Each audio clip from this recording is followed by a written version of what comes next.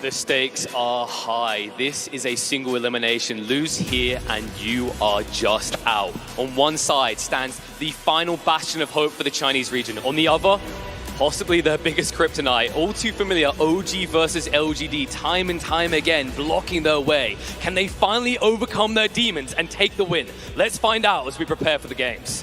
مباراة فريق OG و LGD مو أول مرة نشوفها وقد شاهدناها مرات كثيرة، لكن هالمرة هذه تبي تكون الستيكس جدا عالية، لأنه في حالة خسارتك للجيم ما عاد بيكون عندك فرصة أنك تكمل سنجل إليمينيشن ماتش، وخطوة أخيرة قبل ما يتأهل فريق إلى الجراند فاينل، بيكون أول فريق معنا يوصل إلى الجراند فاينل في الرياض ماسترز.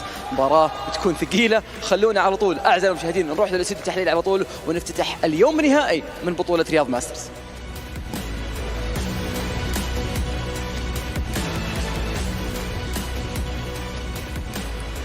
Now we've gone to watch the teams walk out on that stage. And everyone's talking about, the storylines. Oh, OG always beats LGD.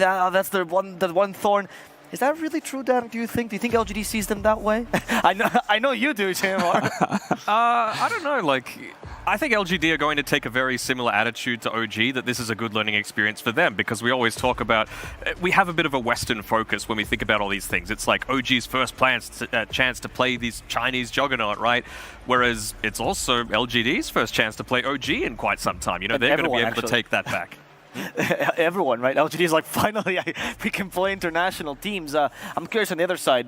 Everyone's talking about how this is the big test for OG because they get to play against the Chinese teams. Is that true to you, Jaymar? I think that for us, there's specific learnings that the team has to go through from now until TI to be ready. And this is one of them, Okay. You have to go internationally to play a tournament. You have to feel what the pressure it feels when you play with these guys, because it's really big. Right. And whatever they win or whatever they lose, they're going to have that experience. Because you don't want to learn that during TI. Yes. Yeah, even for the Chinese teams, right? Like LGD or Chinese Dota in general, there is a bit of a stereotype that they're kind of a little bit too stubborn when it comes to these lands. They stick with what they know for too long, whereas other teams are known to adapt a little bit, bring out something new mid-tournament, which for something like TI, which this year it's a multi-week tournament, might be a little bit more challenging. I think flexibility is even more at a premium. And Jay, I want to ask you something as well. You were briefly talking to me about before how OG might be viewing this, like you said, as a learning experience, but how do you feel the pressure is going to be on them versus, let's say, LGD? I think LGD has to have more pressure, I mean, if they get beat by a bunch of 16-year-olds, I'm going to be tweeting on them. It's like, oh, what's up, bro? What happened? What happened? I thought you guys were the kings, yeah. What do you think, LGD expert? Do you think that the age matters to them? The experience? Do you think they value that a lot? Or is it just Dota, good Dota is good Dota? Bro, Dota players are Dota players. They have pride. You don't want to get stomped by anyone. Not to say they will get stomped, of course, but I think that they're definitely going to get it from their fans if OG are able to come out on top, and that's not what anyone wants. Everyone wants to be the big dog. Sure. Have we had that experience? Because I know, for example, the other Chinese coaches, right, RTK, was very vocal about his beefs with literally half the scene at this point. Very passionate man. Do you think Xiaoba also has that kind of attitude, or do you feel like he's just game at a time, play the best Dota you can? He seems a lot more measured. You see a lot of these teams, and sometimes it's good for the performance in terms of just keeping your emotions steady, right. Not riding too high, not going too low, because then you can have dips and all that sort of stuff. But it's just so entertaining to see those really explosive, fiery personalities, which is why someone like Amar obviously has such a big fan base. Or honestly, he's a little polarizing as well. Some people love him, some people love to not love him so much. I think he's the funniest guy we have on the roster, and we're very lucky to have him. He's amazing, and he's grown a lot, Yeah. He used to be a little bit more of the challenging punk when he joined the roster, and now he's really understood what it takes to win and how you need to really harmonize with everybody else. And he's been lovely to work with. I want to ask at one point, now it's long past that, but there was a little bit of beef in the Stockholm Major with Amar with a couple of players. Beef. Yeah, beef. One particular one was Matthew from Thunder Awaken. They said some words to each other in a pub, and Amar actually apologized as he progressed to the Stockholm Major, which I thought was interesting. He won the game. He's like, very sorry for what I said. Didn't mean to be mean. Was that something he had planned the whole time? Do you guys know anything about this storyline for Amar? No, we really don't try to control who they are or right. how they're going to be. I know that Amar is just a competition. He's 16-year-old and he's constantly, bouncing, and he wants you to bounce back. He doesn't want just to run you over, and how he plays and how he talks. But if he feels or he ever felt that somebody was taking offense, it's not his objective, you know? He will apologize if you have to. That's very nice. To apologize on the big stage takes a lot of guts, you know. He seems like a very shy person, so to do that, I feel like that's a test of courage for him, right? He's great. He's a great kid. It's always a bit of fun, right? Like, you don't want it to be this one-way street where you're just like giving a lot of this banter, giving, and getting nothing back. You know, that's what I was saying before about these more exuberant personalities. You want that showmanship to be able to come out. And honestly, LGD probably one of the more calm, cool, collected teams that are less likely to be able to give a little bit back. But, you know, we saw in their series, even against D-Boosters, when they were able to get that level 1 Roshan, we saw a few smiles go across the LGD, and, you know, they were happy. They were bantering in the all chat, which is always great to see. But we're into the draft, and, well, speaking of Amar, he has been able to pick up that Viper for himself. So clearly a lot of attention being given to him with those first couple of bans, the Timbersaw and the Razor. Obviously, Amar Timbersaw, very fearsome. Razor seems a little bit like the hero of the tournament. Something's got to slip through. Yeah. I'm curious about the Viper, because all the picks that we've seen for Amar... Ooh. Now, who's playing what? Okay, never mind. Maybe it is Amar Slaughter. This is interesting. What do you think of the deviation is? I mean, Viper clearly a flex still, but could Slaughter be playing in other positions, Danos? I'm not feeling quite as strong about it. Back when he was playing on Liquid, Tiger as the position 4 sometimes switched up roles with Boxy at the time when there was a Slaughter in the game. That was and it was a little bit more likely, yeah. So I'm keen to see how it works out, because Nature's Prophet, it's one of those heroes that's good at bullying out people in the lane. You've got a lot of ways to be able to just deal quick physical damage to the heroes, assuming it is a position 1. Arme's played it a couple of times, POS 1, so it could certainly be the case, but I think they're just wanting to leave their options open. We've seen, you know, Viper paired with a Dragon Knight a lot of these other times, and clearly they're just thinking that the minus armor against someone like the Tiny, if it is indeed going to be a core at some stage, is going to be a little bit more valuable. JMR, one of the brands, I think, for OG, for all Dota fans, has been the idea of like never giving up, right? There's one of the best teams historically at coming back from lost games. Do you feel like this current iteration also has that spirit as well? Or do you think they are very much of a snowball-y kind of rotation, winning lanes? I think we're a little bit greedier than we were before. I mean, understatement. We're the greediest team in the world. And I think that, look, when we see the draft here, the fun thing that I can add, you always start thinking, oh no, this is for sure the carry player, the carry hero. You know, you don't know. But we don't know, they don't know, and BCM definitely doesn't know. He's like, okay, what am I going to get stuck playing, you know? Who's the person that decides how everything works together at the end? Is that Misha or is that Chuvash? I think Amar has a lot of impact with it, and obviously Misha and Chu as the captain and the coach. But I think everybody gets a feeling of what's happening, you know? We practice so much, you know, you've seen already the iterations, and we know what kind of hero pool everybody feels comfortable playing. And when you flex a pick, when does the Amar test happen? Is that after, when they're deciding it, or before? Okay, so the Amar test is that Amar will check your level in Dota buff of a hero. And if he doesn't like it, he will just disregard anything you say. So there was like a moment on the major where Seb was like, oh, I think this is a good AA pick. And Amar went to Dota buff, and he clicked Wind Ranger. He didn't say, no, I think, no, you're playing Wind Ranger. What is it? It's like Dota Plus, it's like gold or above, basically. I'm not sure. Yeah. I'm not sure, but if you don't pass it, you're not playing the hero. I think Seb in your podcast said it was first they would check win rate, then last few games, right? Yes. That was it, and of course the level was the first thing. I think it was like level 10 or above, you're not playing it, right? Yeah. Really high standards for him. LGD also has high standards, but those are decided by the director, as we like to call him, right? Whenever he has a plan, he tells his players to practice this beforehand. That's why they're always ready. That's why they're so versatile.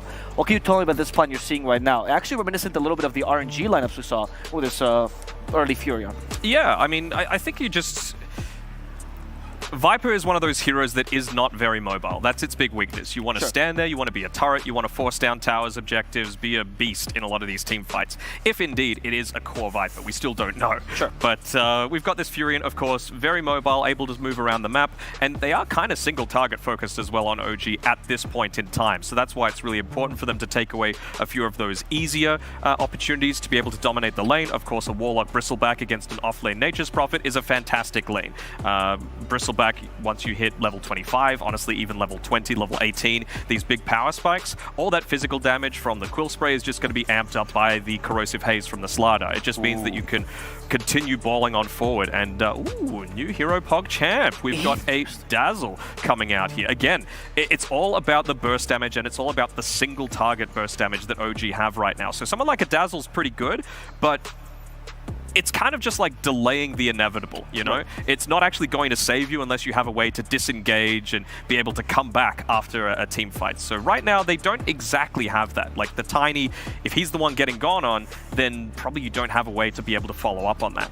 And it's fascinating as well, because we've seen LGD being the team that always runs team fight 5s, right? That's been the big thing they've been doing this tournament. Last match against Nigma, they go for the Enchanters, more lane-oriented, and the Dazzle is also lane-oriented, right? Do you think there's a shift in their strategy to adapt to the OG?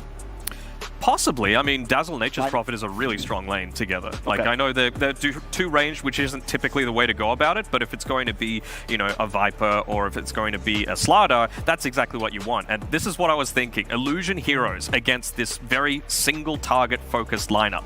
It's going to be great. You know, Naga Siren, Phantom Lancer was potentially an option as well, but yeah, I don't hate this Naga. I'm curious now about, because I'm sure you've seen them play, right? And you just like witnessed it. Yeah. When you get to, they're going for strong lanes now in LGD, right? So it's not going to be the usual destroying MR lane. What happens when the lanes don't go their way? Like, what is the recovery like? How's the attitude in OG? Do they concentrate a lot? Do they maybe try to have a lighter atmosphere? I think that you always, if you watch all the MR games, you see that he's going to try to find farm that makes him happy and makes him feel the vibe of the game. Right. And I think the most interesting thing right now is all these heroes can be very greedy, but who is playing what? Right. I mean, in my 2K pubs, you know, all these are core players. Core heroes, sorry. Sure. What better way to scale? You know, if it gets to 50 minutes, they're like, we got this. We have that late game potential. But that is the OG strat though until now. I'm pretty sure it's all carry. I think that's it, like the open AI, you know? Okay, how about we play like this? We all buy Midas, you know? We all get cores and we just have to make an hour game, you know? And then we'll be ready. And that's where Taiga comes into play, right? His experience and his ability at cutting lanes. That's where he has shined and shown, and he has been able to kind of delay the games for OG to scale as they want to. So I'm just trying to think what OG are looking to go for with this last pick of the overall draft. I wouldn't hate something like a Death Prophet, for example. You've got some percentage damage, you get that Spirit Siphon onto the real Naga Siren. Even if you're going to use the Mirror Image, it's still going to be able to follow you. Some extra tower push. Roshan just melts even faster. You probably don't even need to pop the Exorcism for it. I really wouldn't hate to see something like that. And again, it is still kind of flexible, right? You can toss it into multiple different lanes. Where would you put it, though, the Death Prophet? I don't think OG knows where they would put it if they were to pick it up, but... Musical chairs. We're going to play music and we stop. Yeah. Are they the only team that's also played the Viper 4, I believe? Like, they're one of the few teams that actually wants to flex it as 4, at least in the tournament. Yeah, you don't really often see it as a 4 because obviously 4s want to be rotating. They want to be making sure that you're able to assist with those water runes, those power runes, because, you know, I guess maybe that's a little bit less of a factor now, considering we're seeing the heroes that like to go for those power runes drop off a little bit. Not so much Ember Spirit, not so much Storm Spirit. Those are the big two. Obviously, Puck's fallen off a little bit, though. A little bit, yeah, for sure, and that's really because of the Tiny a lot of the time. So, but Tiny likes to use those water runes as well. So maybe OG just aren't valuing the rune rotations quite as much, and they just want to focus on dominating the lanes. Right. And now OG, they currently have an issue with this Naga, right? You have a lot of minus armor, which is fine, but Naga also known for having one of the highest base armors in the game, great agility gain. You have the help from the Dazzle as well in that regard. What is the final pick, or what do you think they need for this to answer them? So you can see right now it's actually Chu and Amar that are drafting right now together. So Amar has the papers, which are also a staple for us. Yes. So he's drafting right now. Yeah, I'm a little bit different, right? Obviously, Misha's like the captain of the team, and by the way, just a little bit of extra info, 24th birthday for Misha, so happy birthday to him. But maybe that's one of his presents, you know? Obviously, Amar has a lot of addition to the draft, but they're just like, you know what? Take it easy this time, Misha. We're going to let you sit back and relax. There's the magic damage we were talking about, right? To deal with the high armor, and a favorite of them, the Puck. Does the Tiny go mid now for LGD? Yeah, absolutely. Okay. I think you absolutely want to be doing this. I mean, Nature's Prophet is able to rotate through, right? And a Winter Wyvern coming through. Okay. Ooh. I mean, up against a Dawnbreaker, it's a really solid lineup. I was thinking this is what I wanted with that turnaround potential, right? Dazzle can do the initial save, but it's what you do after that that's going to be the big turnaround potential. So against a lot of this minus armor, Winter Wyvern, of course, great against physical damage. If you're looking to ball up and just go with a Dawnbreaker, fantastic too. So two really different styles of lineups. I'm wondering if they might be just going a little bit too defensive on LGD's side. I think outside of this Tiny, they don't have the greatest ways to be able to make plays. Does OG have ways to make plays? Are you excited about this game? I'm very excited. I just still don't know who's going to play what.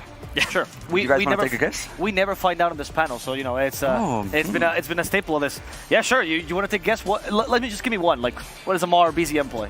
I think Amar plays the. So I think Taiga's going to play Viper. Okay. And obviously TA. So Misha 5 Dawnbreaker. Misha 5, yeah, Dawnbreaker. And then Amar 3, and then BZM on the Amar Slaughter and BZM on the puck. Yep. Classic BZM puck. That was the hero with his Invoker when he was back on Creep Wave. That's always very exciting to see. Oh, the Viper. Oh. The Viper. Oh, no.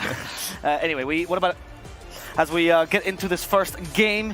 Will LGD's more defensive lineup be able to work? Will this new Dazzle strategy be successful? Or will this scary Viper that takes over the panel take over the lane as well? We're going to have to find out as we go to game number 1 between OG and PSG.LGD. Thank you, Alva. Right, here we are, game 1, OG, a classic for them, right? Lots of brawling, lots of team fight and catch, but LGD with more reset tools than I've ever seen in a Dota game.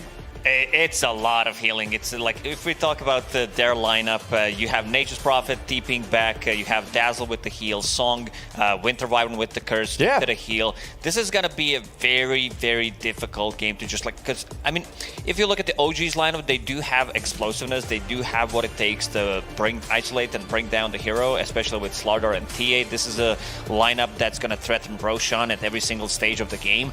I'm a little worried that this Naga Siren pick caught them a bit off guard, because in terms of the AoE control and damage, once Naga Siren gets to like 2-3 items, it's gonna be very difficult. But yeah, we can hear the crowd clapping. It's time. OG against PSG.LGD on the main stage.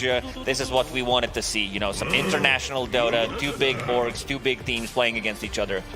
Yeah, absolutely. I mean, it's like TI Grand Finals quality of teams and players at this point. As we get ourselves into the first game of this series. What kind of build are we expecting from the Naga Siren? Because she's kind of been in and out of the meta from time to time. We've seen them move away from Diffusal into that kind of Manta Skadi, early scaling. Do we go back to the Diffusal now? It's definitely a good Skadi game we're talking about, especially against the Templar Assassin. So Manta style going to be your farming tool, into Skadi, into one more item. Most likely going to be like Aghanim Scepter to be able to deal with the BKB. Also laning stage. I'm looking at Naga Siren plus Dazzle. So, you know, having this heal bomb, something that has been popular. With the illusions. Absolutely. If we talk about like Naga, PL, super potent, a lot of healing coming out, and they wanted to sustain. Taiga's going to be playing Viper, something that he has done before a couple of times. I remember a few games where he like just went full tank mode and went for a Crimson Guard, but also more utility, going for Raid Pact, Force Staff, whatever the team is needed. Yeah, they do have a lot of silences, and as I said, they do have like a bit of a global presence, especially if we talk about like the later stages of the game, Dawnbreaker ulti, Puck showing up, like Templar Assassin potentially getting Aghanim Scepter later on, but still, I think the fights are going to be very difficult. PSG.LGD, they are known for good positioning, and now you have like 2 saving supports on top of your core also having a save. Even a toss back, that's also a save. Yeah, you've got so many layers to that, don't you? You keep looking at this and it develops further and further as you think more about it. If someone gets gone on, they've got Curse to reset, Song to reset, Dazzle with the Grave, of course. We'll see how they do in these lanes, though. Early days, like you were saying, the Naga with the Dazzle, it's physical damage from the Shadow Wave and minus armor from Riptide. So that damage can quickly add up if you're caught unaware as OG, an incredibly strong safe lane.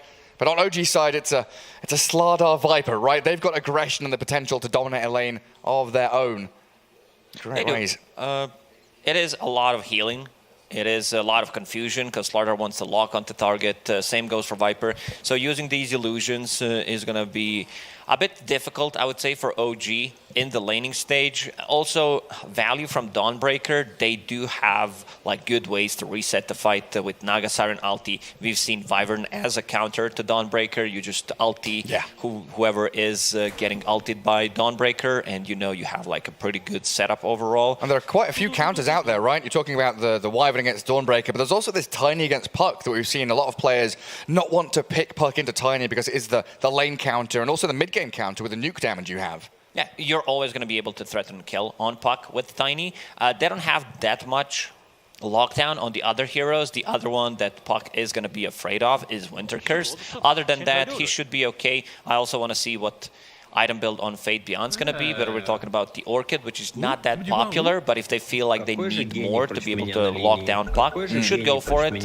Usually we see the Maelstrom into Gleipnir Shard build to be able to scale, and also, I mean, this is also a root mechanic, so really good against the Puck. Yeah, more disables, more pushing power, always helpful for you. As we do get 3 bounty runes grabbed up by OG. Tiger there with the follow Alan Cook. Bonkers, one of their managers of OG. We're giving a shout out by Tiger and his team tag. Oh, yeah. He's the bald one with a big beard. He's a good lad.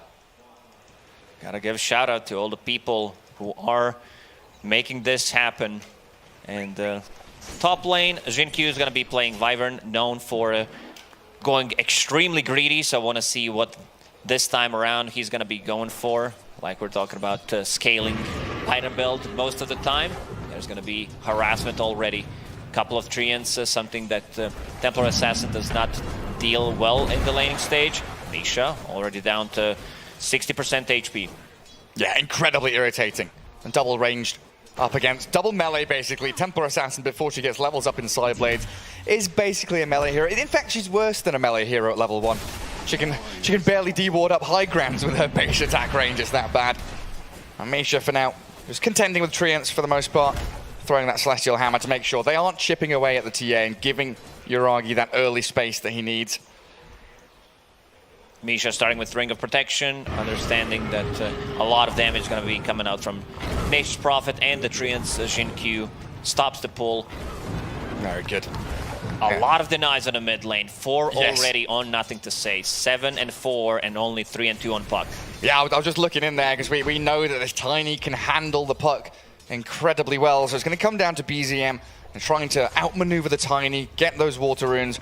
And did you expect OG to try and help him out? Because Viper not really the best hero to rotate, and Dawnbreaker, is she going to be controlling runes for the Puck as well, or is this just down to BZM? You're on your own. Probably we're talking about like 4 minutes to rune rotation. He's going to be the one calling the shots, whether he needs some kind of a help, and also if PSG.LGD supports decide to move around, that means that potentially he's not going to be able to pick up one of the water runes. Tiny already has his bottle, and so does BZM. So let's see. They are deciding who goes left, who goes right. Oh, BZM was right. BZM was right indeed. I do get their water runes for themselves. Yeah, very, very laning focus from both teams. All the supports, not the most ideal rotators or gankers. As Tiger looks for the Curious Knight bot, gonna miss out on it. Trying to play forward and harass back White. But it looks like so far, LGD coming out on top in the regen trade in that Naga Dazzle lane. Slardar doing well with the CS though, 14-2. And Naga's 11-0, having a little bit of a struggle, but now at level 3, we're going to have the potential for the kill threat and aggression from LGD if Viper ever oversteps his bounds. Slardar Amar going for what he's known for, just a casual, 1 Bracer power treads into Mask of Madness. He wants to be able to scale, and we see the power whenever Ame uses his illusions into heal. Why? A little bit low on mana, has 1 mango only to work with, so gotta be a little bit more careful. Well, he will get a pull off into the Kobold camp. That should leave a couple of creeps to come back towards OG, but this is going to drag the wave back for Ame under his own tower. Give him that safety he requires. And Misha looks like he's going to go deny himself to the tier 2 tower. He's expended all of his resources. Drops the voice line. But the TP from Fate Beyond. He comes in. Gets the first blood. He saw that coming. Well-deserved tip. Misha thought he was just going to be absolutely fine to deny himself there. That's big. Getting solo XP and getting the gold for that kill. He's almost as farmed as Templar Assassin, but a lot of denies. 9 denies on Tiny, 9 denies on Nature's Prophet. Why is sending Amar back? Tiger really struggling to deal with these illusions, though. Every time Arme pops them out, there's one illusion going to Viper, one on the Slardar, and another couple as he farms the creep wave. And it gets more difficult as you get levels on Naga Siren, because the cooldown goes down by 5 seconds with each level, and once you have it on level 4, that means you're going to be able to permanently have illusions.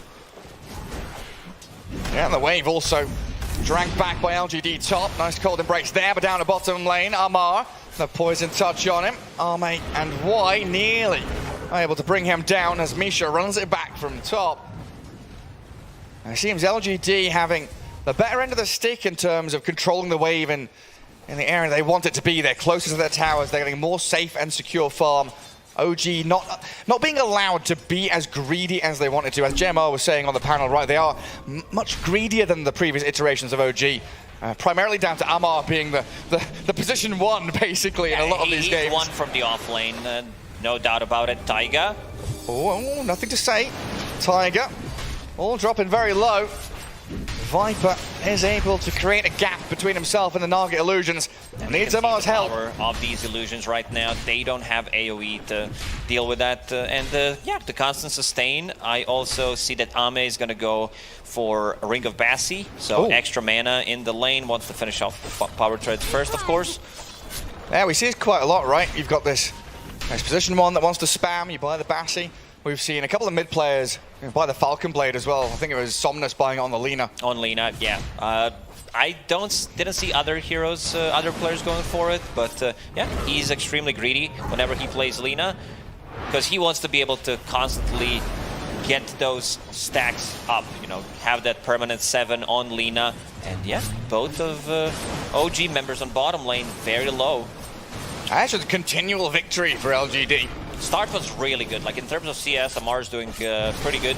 He has what 32, and Naga Siren at 26. But as time goes by, it's just gonna get easier for Ame to play the lane. Man, you keep looking back at that Tiny though. 45 and 17, not top of the net worth because Furion obviously got that first blood, but sitting close to 3,000 net worth as they bring Jinkyu mid, along with a catapult wave. A very early push, 6.5 minutes in from LGD. The cold embrace and the glyph. 4, do I see that correctly? 6 minutes in, forcing a glyph, and nothing to say. Does have invis, but there is sentry plays by Misha. Oh, this is very aggressive, isn't it? What's the plan here for LGD? You're just trying to force OG to react. A toss back. They'll find Tiger. An easy one for them. Steps a little too far forward, and nothing to say will punish that. Damage was done. Half of the HP on the tower gone. Ame feels safe on the bottom. They cannot kill him. They need to have Puck rotate the bottom lane to be able to kill Ame, but might not even get the kill because Y is level 4. He does have a point in Shallow Grave, so could potentially buy some extra time. We're talking about the Templar Assassin as well. No stacks being made at the moment. Yuragi gonna stack for himself potentially because Triangle is not stacked at all. Yeah, it's a good move by LGD as gonna bash it onto the Naga, but look at that damage coming through from the Wrath of Nature. Y and Jinkyu helping out Arme to pick up a kill, and maybe Misha, yeah, TP back home successfully. But it's such a swift move from LGD. They bring 4 mid, they chip away at the tower, but they don't stick around, right? They are immediately back into their lanes, missing out on maybe half a creep wave.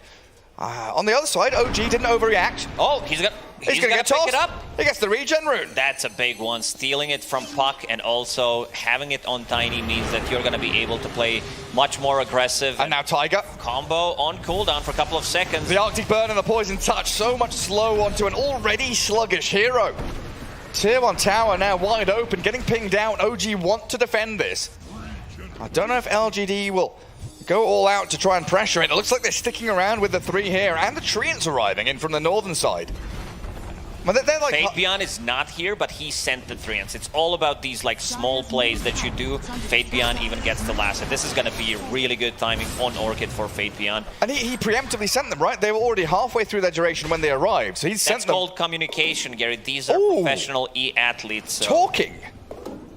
We heard your comms yesterday. I'm jungling, I'm jungling, I'm jungling, I'm jungling, I'm pushing, I'm pushing, I'm pushing. This is not how the professional teams comms I had Peak up in my lane. I had to say everything 5 times so he would listen. Siren doesn't have a point in ulti, but nothing to say. There comes Tiny. Avalanche toss, TSpirit TP's in. The numbers are here. Everybody brought into the mix bottom lane and 2 heroes down. LGD. I see 5 heroes from PSG.LGD here. And look what Jinq is doing. He's the one who's using the Cold Embrace just to have some extra damage, just popping on the tower. Nothing to say, he's not done yet. He's found Tiger. And that's another one. Toss him back across to Arme. The Shadow Wave bomb and a kill on him. 7-0. PSG.LGD not mucking around. They came here to dominate, and so far it has been a clinic. Look at this building damage. 0 from the members of OG, tons from the Nature's Prophet and the rest of the squad. Have a 0 near his name. That's nothing. We don't expect Viper to deal any kind of tower damage unless he picks up the shard, which is going to be tough in this game. Siren, she's gonna go big. Ame completely free farming in this game, going for the Manta style. Like, I don't see how they're gonna be able to kill Naga with all these heal. Most of their damage is physical. We're talking about Templar Assassin Slaughter. Puck does have magical, but Cold Embrace, Dazzle, and also just reset from Song of the Siren. Yeah. And also having the Dispel mechanic. We're talking about Mirror Image, Manta style. PSG.LGD, they're going to hit a really big timing. And if they are able to steal Roshan from OG, because OG's lineup is really good at taking it, that's going to be huge. And it often feels you need it with a TA on your team, right? Yeah. You want that first Roshan to secure you another 3-4 minutes of free farm objectives. Get the gold into your TA so she can accelerate faster than her opponents. Well, yeah, the Viper with no 0, I mean, his building damage is a square root of -1. It's just imaginary. BZM gonna need a lot of outplays in this. We've seen how well he can do on the puck when it comes to these scrappy team fights. And he's gonna need a little bit more time to maneuver on this map though, as it gets smaller and smaller for OG. OG's not gonna even defend this tower. They are getting the farm because net worth hasn't changed that much, you know, considering that they have 0 kills, didn't manage to deal any tower damage. Not gonna even say kill it because 0 damage. And all the tier 1s are dead. Yeah, absolutely. They lost every single tier 1 tower, so this opens up the map for PSG.LGD, and here's the smoke. Where are they heading? I mean, who would they ideally like to kill in this situation? Is it the TA, I guess? It's Puck, I would say. Okay. Because Nature's Prophet does have Orchid coming up to him, so Puck is gonna be food. The smoke pops. Amar was up on the high ground, aggressively jungling. They'll find him and then stun him with the avalanche from nothing to say. Slardar caught. And how many, Lacoste? Can you count them again? 1, 2, 3, 4. Ame is in the enemy triangle. He wants to be able to steal some of the farm from Templar Assassin. But there's really no half measures, right? LGD, every time they move, it is as 3 or 4 or 5. There's not a 2-man rotation. It's not one hero left alone. It's Ohana. Ohana means family, and family means no one gets left behind. They are a tight-knit group. So far, perfect aim from PSG.LGD. Moving to the mid lane, getting the numbers, securing the runes for their Tiny. And a curse. It's in there onto the 2 supports. Misha being hit down by his Viper, and nothing to say arrives, blows them up. 10-0. Spectacular stuff from LGD. 4-0-4 on the Tiny. What do we say about that? Death's not found? Yeah. It's looking really rough for OG in this game. They don't have like heroes that can make aggressive moves because Dawnbreaker as a 5 is much fantasy more points. like counter-defensive. No, fantasy points. Oh, oh, yeah, 14. Nature's Prophet right out there at the front. And Fabian, after finishing the Orchid, which is going to completely cripple Puck, even Templar Assassin, going for a Witchblade to have some extra overtime damage against the Templar Assassin. I think OG should try to farm up Deso on Templar Assassin. Yuragi's relatively close, needs another 2 minutes of free farming, and then go with the... Because Puck has a Witchblade. Right now there's smoke. They're trying to make something happen. Yeah, I mean, look at that. I don't think I've ever everywhere. I don't think I've seen heat map like that because they're all around the place. Everyone's moving. They're not static. Like maybe 60 minutes in, but 13 minutes in, he's everywhere. TSpirit gets the silence onto the Dawn. Jinq is nearby as well. Let's see if he can turn this back. It looks like the Prophet will be slain by Yuragi's TA. A nice streak to be grabbed, and the Wyvern's been left alone. And that Playstyle they were talking about by LGD has broken down a little bit. They've spread the map wide, and they weren't all together this time. Yeah, it's very important to get that kill for the team, because they were sitting at 0. If you look at the top of the screen, like, it can potentially affect you, so getting a 1 or 2 is pretty big. Nothing to say so far. Pretty much a perfect game. Has a haste rune in the bottle going for the Echo Sabers, so they should, like, they could easily also outnumber OG with the global teleport, Tiny with the haste, and seems like they want to make something done. Yeah, it's a good point by JJ there, just hovering over the 2 cores of OG. They're both 1-0-1. Neither of the cores have died, so all of these kills from LGD have been on supports or less valuable heroes. As they jump in onto the Slardar, this is a valuable one. Amar will get the crush out. Nothing to say, looking to finish him off, but the Dawnbreaker Solar Guardian arriving, and Amar needed to be cursed up. Dawnbreaker will whack him down though, and Misha's arrived onto the scene to be netted up by the Naga Siren and finished off by the Illusions. And nothing to say, still not done. Getting Big another one back. with the haste. Straight into the middle of 4 of them. LGD realizing, right, we can't have these heroes being 2 up top and 2 down bottom. We'll group up again as 405 and show OG what we're made of. So much aggression from PSG.LGD. Every single time they get like another small item, they decide to go in and get another kill. Ame completely free farming on top of the net worth, going Scotty next after finishing the Manta style. Once you get to that Scotty timing, that means that Templar Assassin, like, I don't think she's gonna be able to do much in these fights. I mentioned the Deso timing on Templar Assassin. I think they should try to go and potentially get a kill, turn that into Roche, because it takes you like 20-25 seconds to kill Roche with TA and Slardar plus Deso. Yeah, you can do it incredibly quickly. Amara looking to finish off his blink. Gets away from the grasp of nothing to say. They assume there's vision around there. LGD just wandering into the darkness though. And Armate deep in his own jungle, sitting in the pocket to farm away. Pushing Q and Y, turning it around on Misha. Getting a D-ward while the Dawnbreaker dies inside the Sprout. Y has his priorities right. Kill the vision before the heroes. Make sure OG didn't have any recourse, no turnaround potential. And nothing to say again. Just jumps straight into the middle of them. Amar tossed back into the Wyvern. Sprout is there as well. And nothing to say is Tiny on the run back. Arme will guard in while they kill the Slardar simply. There's too much sustain from PSG.LGD. They can't go like way too deep, something that Nothing to Say just did, and he knows that he can rely on one of the 2 supports to be able to bail him out, whether we're talking about the Cold Embrace or the Grave. Yeah, look at that, ridiculous. There was like 8k healing between the Dazzle and the Wyvern. And damage spread very evenly across all 5 of LGD. Well, Amar has yet been able to really stick on a target and get his damage out onto someone. Well, I heard you saying, Gary, that none of the cores died on side of OG, and I see Amar with 0, 5, and 0. None of the important ones. No, I was specifically talking about the TA and the puck. The ones they're trying to get a little bit more room, but is this LGD focusing Amar? Like we said, he's kind of the position 1 from the offlane, right? He is. Every single time Amar is shut down, I feel like OG's having a much tougher game. Nothing to Say was looking for an opening, but could not get it done. Yeah, he's definitely the driving force of OG, Amar. So good at getting in the thick of things, using his farm very effectively. That's only when he has it. Right now, sat just under 6k net worth, bottom of all the cores. 500 away from Blink, so not too far, but Misha jumped in the mid lane. Sent backwards in towards White.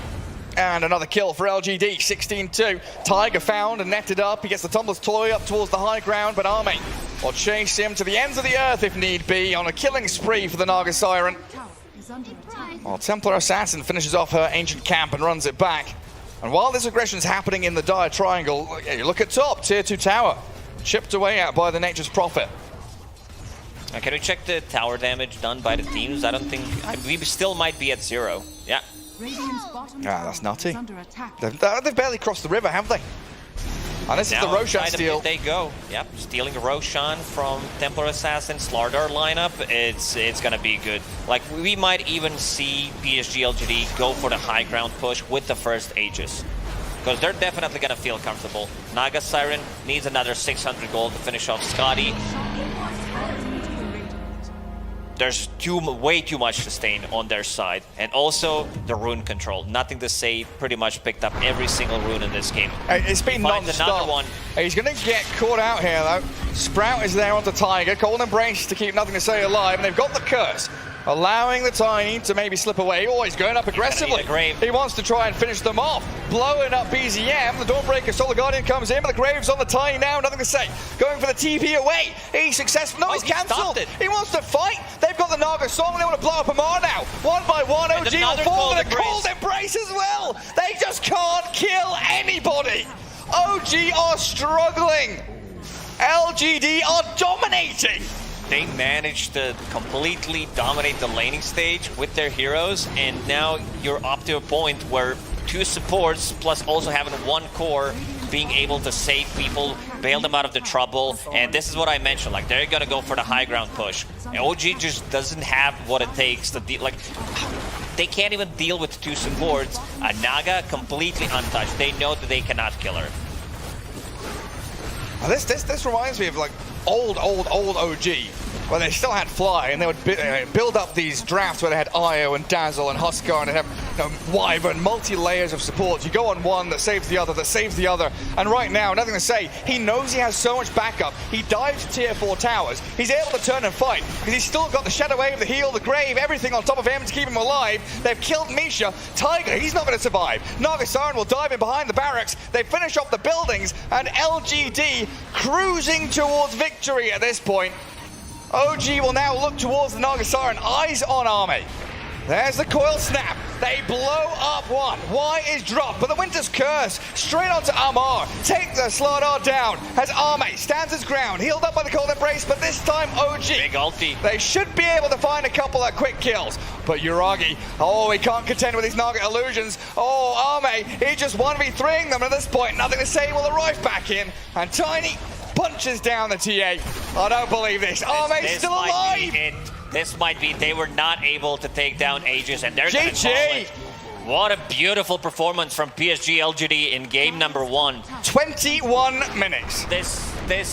We had a lot of one-sided games this tournament. We're talking about Team Secret against PSG.LGD.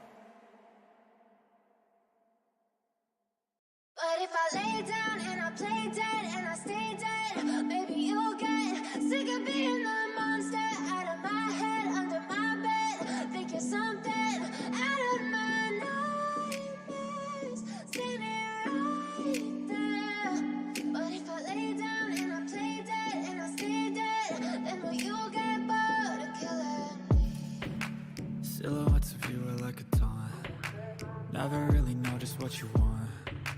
With you I don't ever feel calm. I can feel the sweat inside my palms. Play with me like cats and a string. You don't understand the pain it brings. You don't ever wanna give me wings. You don't ever wanna set me free.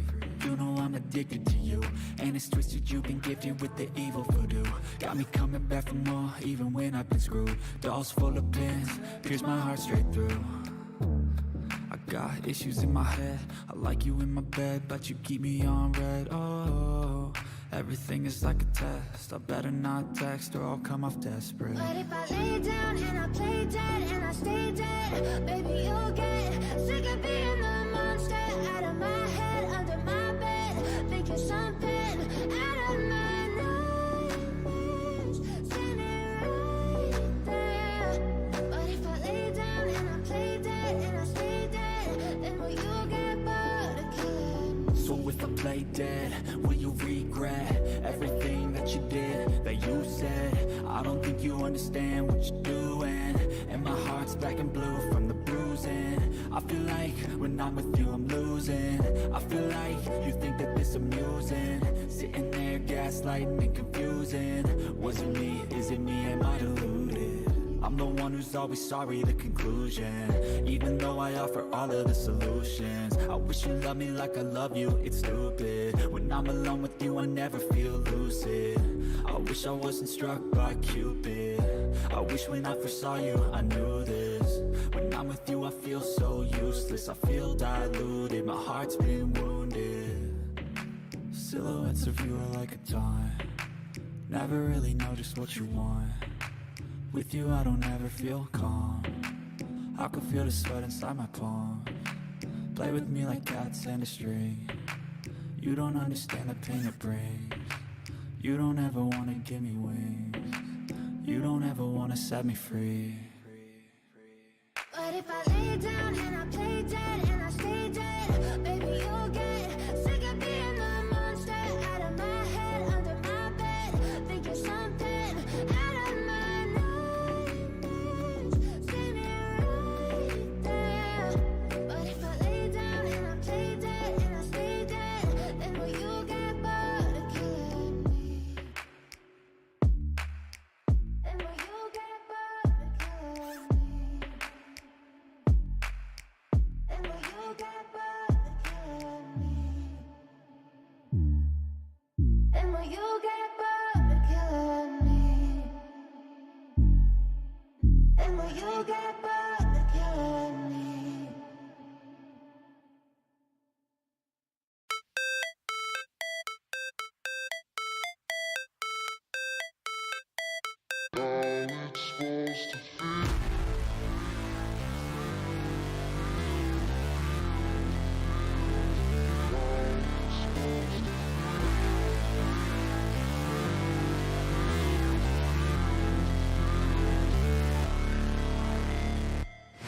Never break, always fight, never quit, do it right, play the game, win it life, have no shame, there's no time, feel the pain, live the grind, I could change, in my mind, pick a lane, commit and climb, the only way to win it life. I never miss, that's fact, taking big swings, put your hand to the bat, put me in the ring, you'll go out in a bag, cause I sing what I mean and I bring it to the mad light.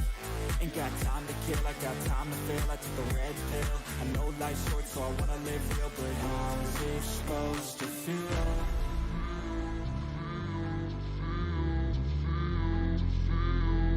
How's it supposed to feel?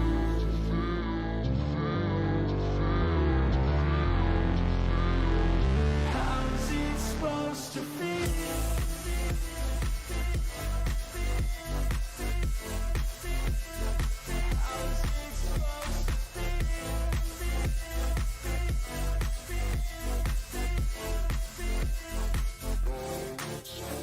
They wanna say my name, but They holding back, they wanna say they hate, but they know it's cap. I ain't play no games, I just do that's fact. And I don't feel no shame, it's a mood you lack. I go crazy, nah, but I ain't lazy. Track after track, I work on this shit daily. Pass me the jack, right as fuel, got me hazy. About to unpack all these things I've been chasing. I've got visions in my head, like memories after death. To be a legend instead of something you can forget. I'm living up every breath, I'd rather lead than be led. I'll fill the seats as I spread, with every word that I've said.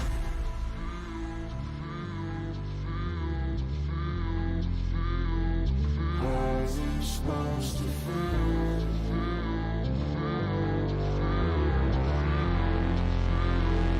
How's it supposed to feel?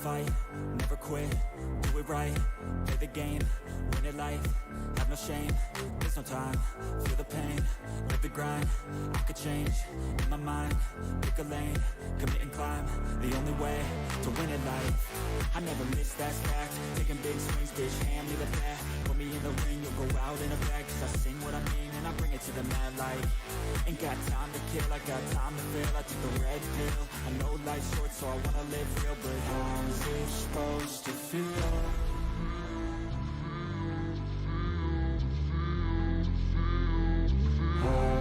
supposed to feel?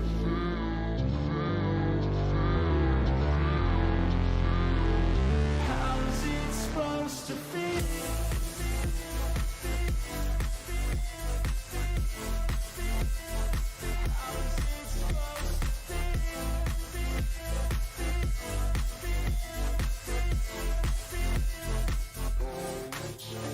They wanna say my name, but they holding back. They wanna say they hate, but they know it's cap. I ain't play no games, I just do that's fact. And I don't feel no shame, it's a mood you lack. I go crazy, nah bitch I ain't lazy. Track after track, I work on the shit daily. Pass me the jack, right as fuel, got me hazy. About to unpack all these things I've been chasing.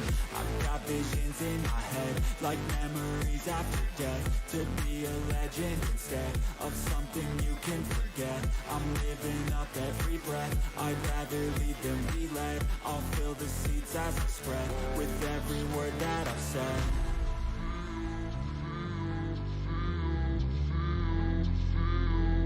How's it supposed to feel?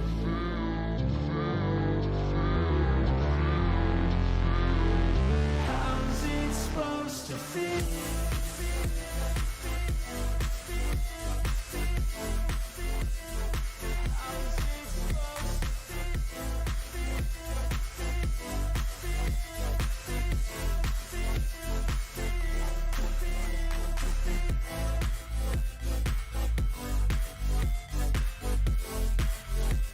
And even if you do take it, it does require a lot of resources to take it.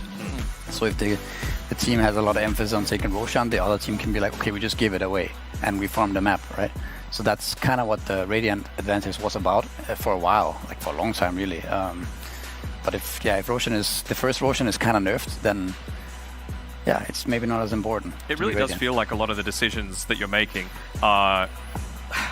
Farming feels like the better option than a lot of other decisions, right? You know, going and stealing away stacks or doing this. It's just splitting up the map, getting not only the net worth, but also an experience lead so that when those team fights happen, you're in a much more advantageous spot. Like, even if one person dies on one side of the map, as long as two cores are farming and maybe a support, you're on the winning end of it a lot of the time. Yes, I also think that speaking of OG, especially, it's like one of the best teams that actually like having 3 cores farming at all times, right? Right. They even have a voice line saying like, I don't care, I'm just gonna hit creeps, right? Yes. And that is, you know, one of the absolute strengths of this hero, this team. We get right into the draft. This time, PSG.LGD will get rid of the Viper and the Timbersaw because OG gets rid of the Razor, as LGD has first pick, and Chinese teams, they love that first pick Razor. I think everyone loves first pick Razor. Like, there are so few ways to be able to counter. 100% win rate, though, on Chinese teams, and Secret, which is now an official Chinese team as well, due to the first picking of Razor. I mean, Zeus is another one of those heroes that provides you that versatility, right? Like, LGD haven't revealed anything with being able to pick this one up, being able to run it 2, 4, 5. It's totally viable in any of those roles. So I like this opening. Again, it gives a little bit more strength to that 8th pick, the last pick of the first phase. I'm assuming that OG probably went for the 2nd pick this time around because it really felt like they just got crushed in the overall game strategy in game number 1 because of how LGD were able to respond in that draft. I'm curious, Misery. When you talked about the strength of 2nd pick, right? There's still some strength to 1st pick. For example, at TIA, we saw it. There's so many broken heroes that the 8th pick became kind of like crucial. So was 1st pick. Well, how do you think the 8th pick right now is best utilized in the current meta? I think the 8th pick can be strong, but it can also kind of be not strong. That sounds maybe a bit redundant, but like in a way, I think 1st pick is a lot about trying to pick as many flexible heroes as you can to confuse your enemy into not having this valuable 18, valuable 24 pick, right? If the enemy don't really know where your heroes are going, if they have like 4 or 5 flexible heroes, it's very hard to pick 1 or 2 heroes that counters all that, right? Okay. Because you can adjust which heroes goes which lane, which heroes core, things like that.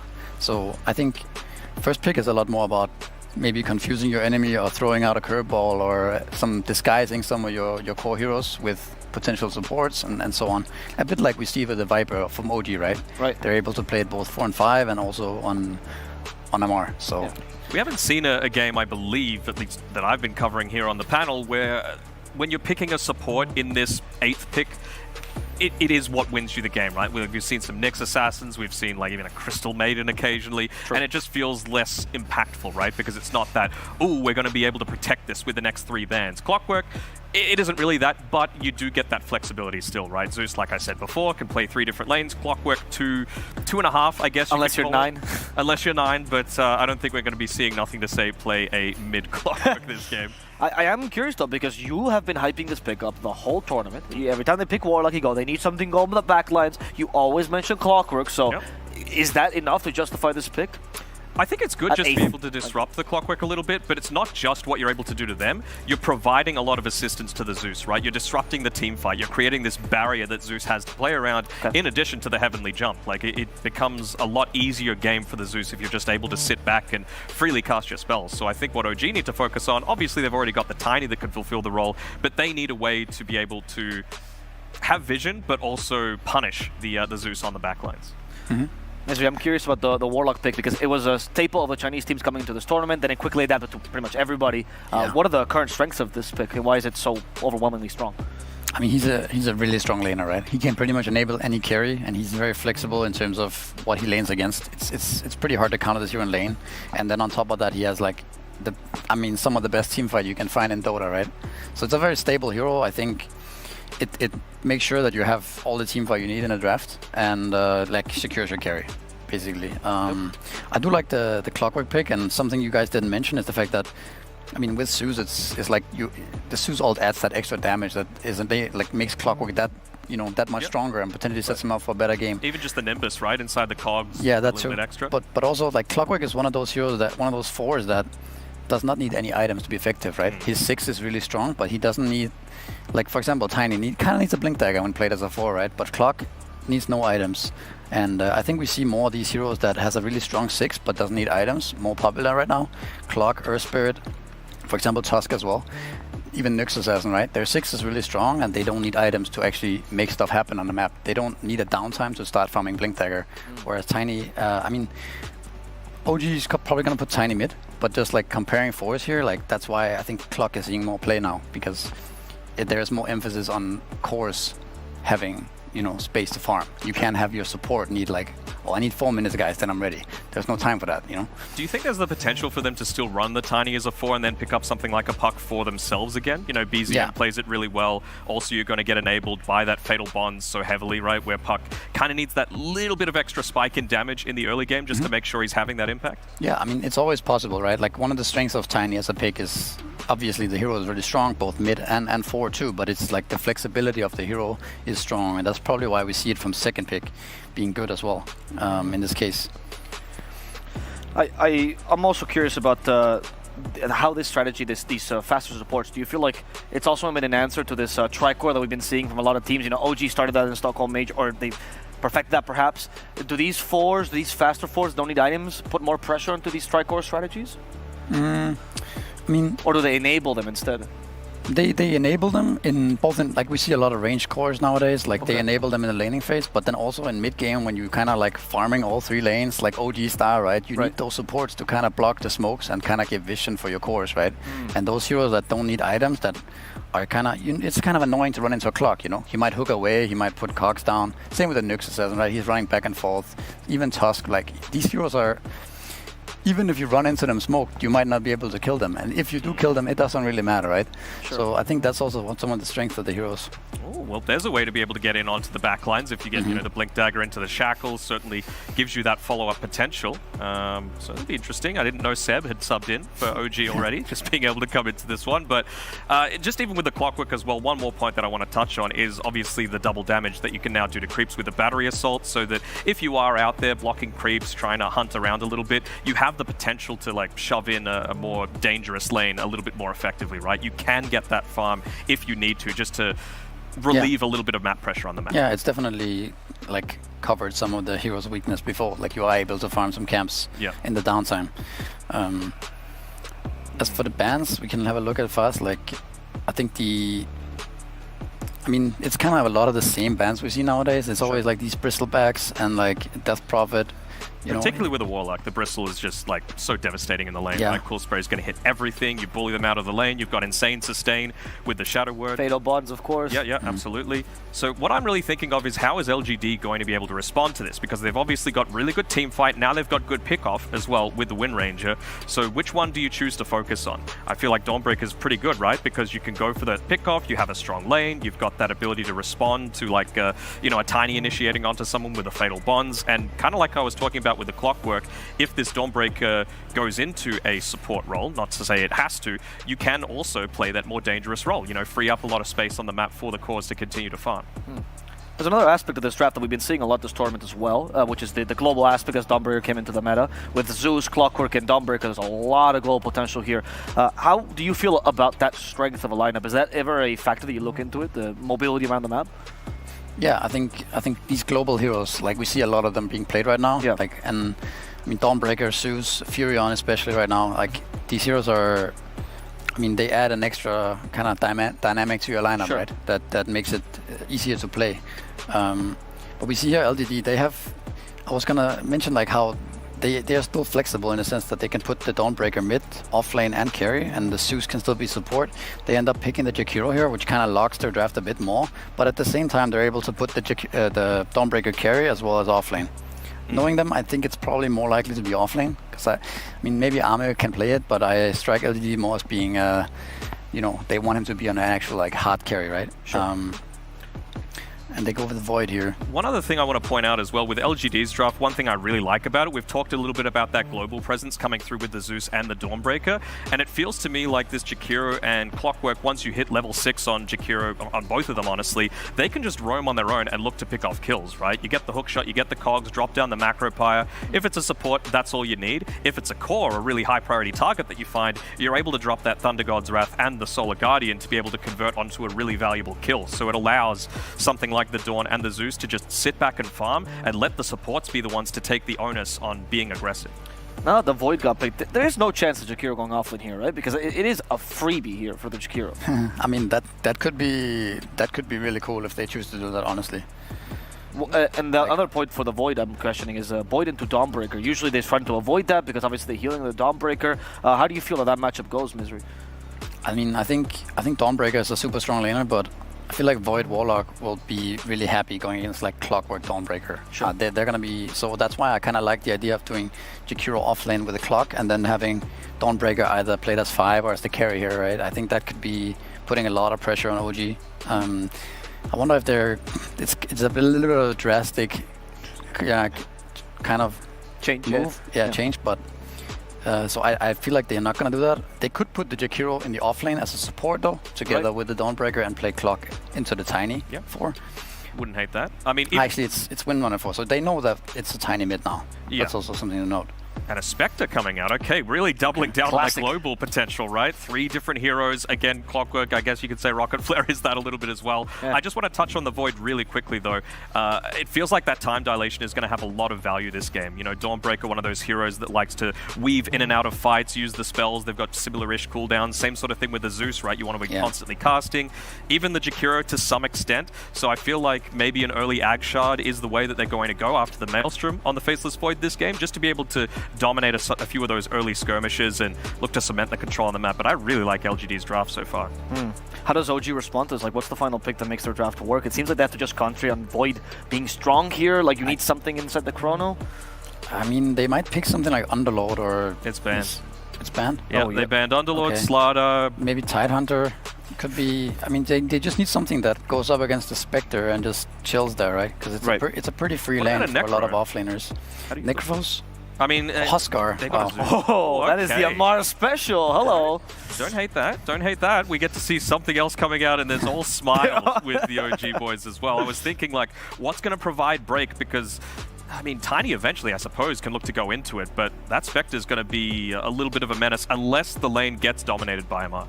Yeah. Every time I see the Huskar, I still remember this long pub chat I saw of Amar where he picked Razor for the 15th game in a row, and someone else chats, I forgot who it was, Razor again, and he goes, "Do you want me to do Huskar instead?" As that's the threat from Amar.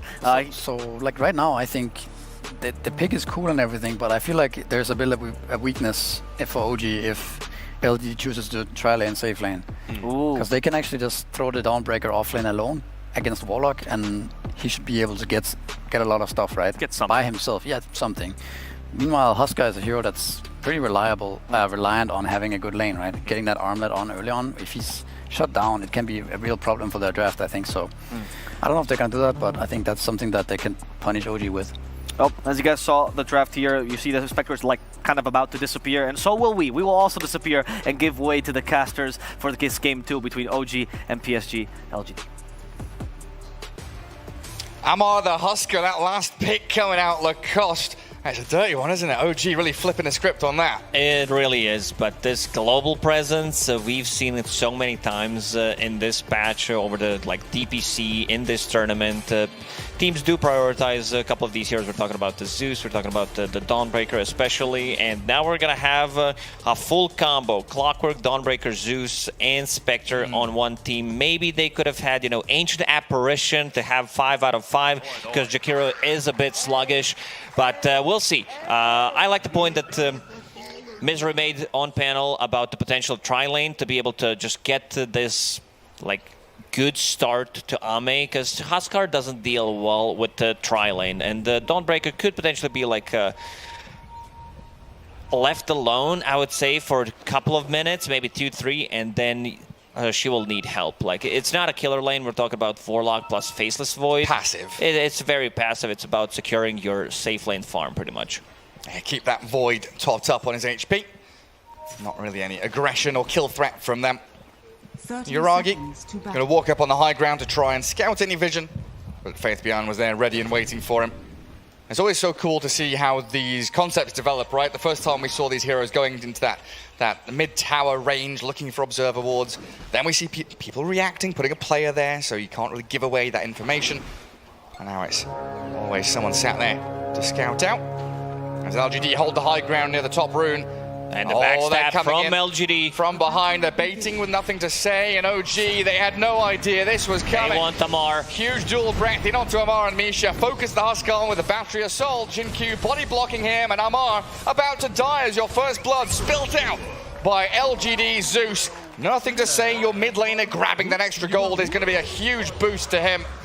Perfect execution from LGD for that first blood. They did not allow them to see them. And look at the 2 observer wards scouting things out. One in the triangle and one behind tier 1 and tier 2 tower. That's huge. I see everything coming. And it looks like Misery was absolutely spot on. 3 heroes from LGD up top. The tri-lane has been assembled. And Amar, I think he's realized what's coming. He sits away. They focus Tiger, forcing both supports back as Misha has also traversed his way up top. Tri-lane versus tri-lane. Does have a Fairy Fire. What year is it? Tiger is dual breathed up. The Fairy Fire popped. He's alive and safe under the tier 1. Yep. I saw the post on Reddit about old eHome from 2008 or 2010. These are the guys, ESWC, they invented the tri-lane. The old Visage, the Undying. Now, none of them. We've got Warlock, Windranger against the Clockwork Jakiro, and Tiger is in trouble again. Misha's trying to tank the battery assault for him. But you've got so much harassment coming out of these LGD heroes that OG have been buckled, sent back to their tower time and time again.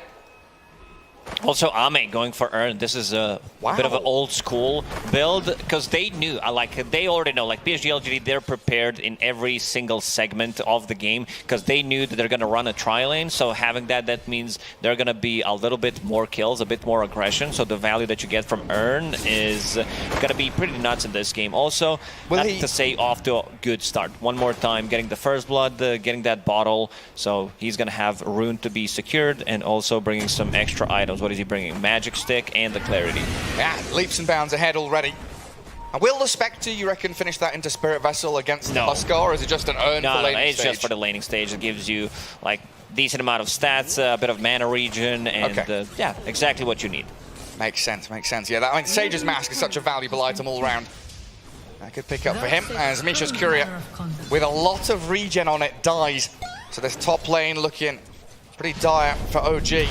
Sage Mask for something called Sage. It's carries are pretty happy to buy the item. They are. Now bot lane, Yuragi against Faith Beyond in a 1v1. That's not too bad for the Dawnbreaker, right? No, Dawnbreaker's gonna do okay, because she does every single time the hammer's used. And look at the build. He's going for a point in luminosity just to have some extra sustain, a bit of more harassment. And, here comes the harassment because he just used the time walk. Tiger turning onto Jinkyu. Why is that? To hold them back.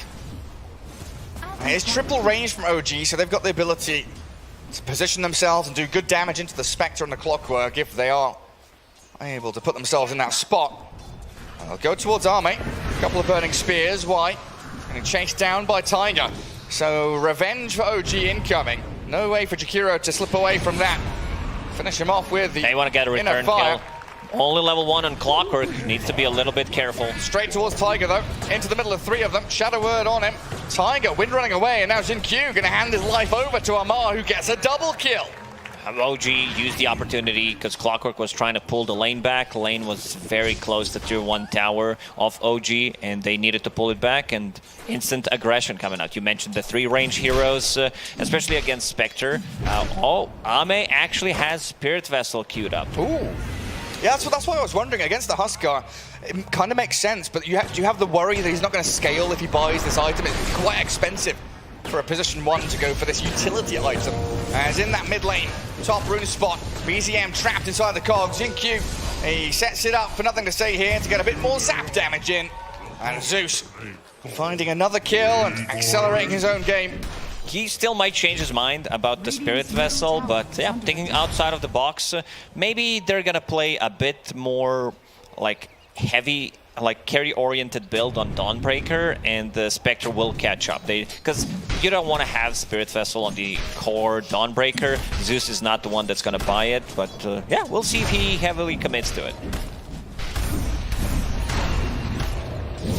We'll see what he does. Yeah, we'll give him that.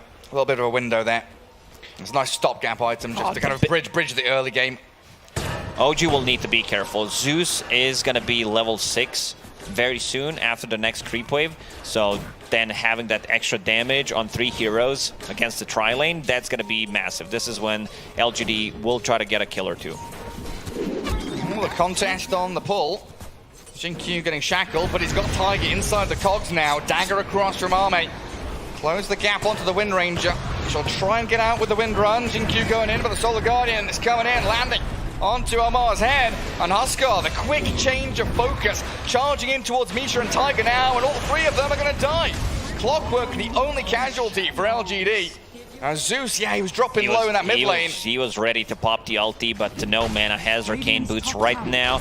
This global presence, this is how they're going to get more heroes and just try to kill this tri-lane. Jinkyu doing a lot of work in terms of refilling the bottle, ganking the mid lane. He's securing nothing to Say's early game. And yeah, in terms of levels, not doing so hot. Level 2.5 on Clockwork. Shackle doesn't connect. Tiger steals Invis. Snags it under the nose. I have nothing to say. He's still full HP, full mana though.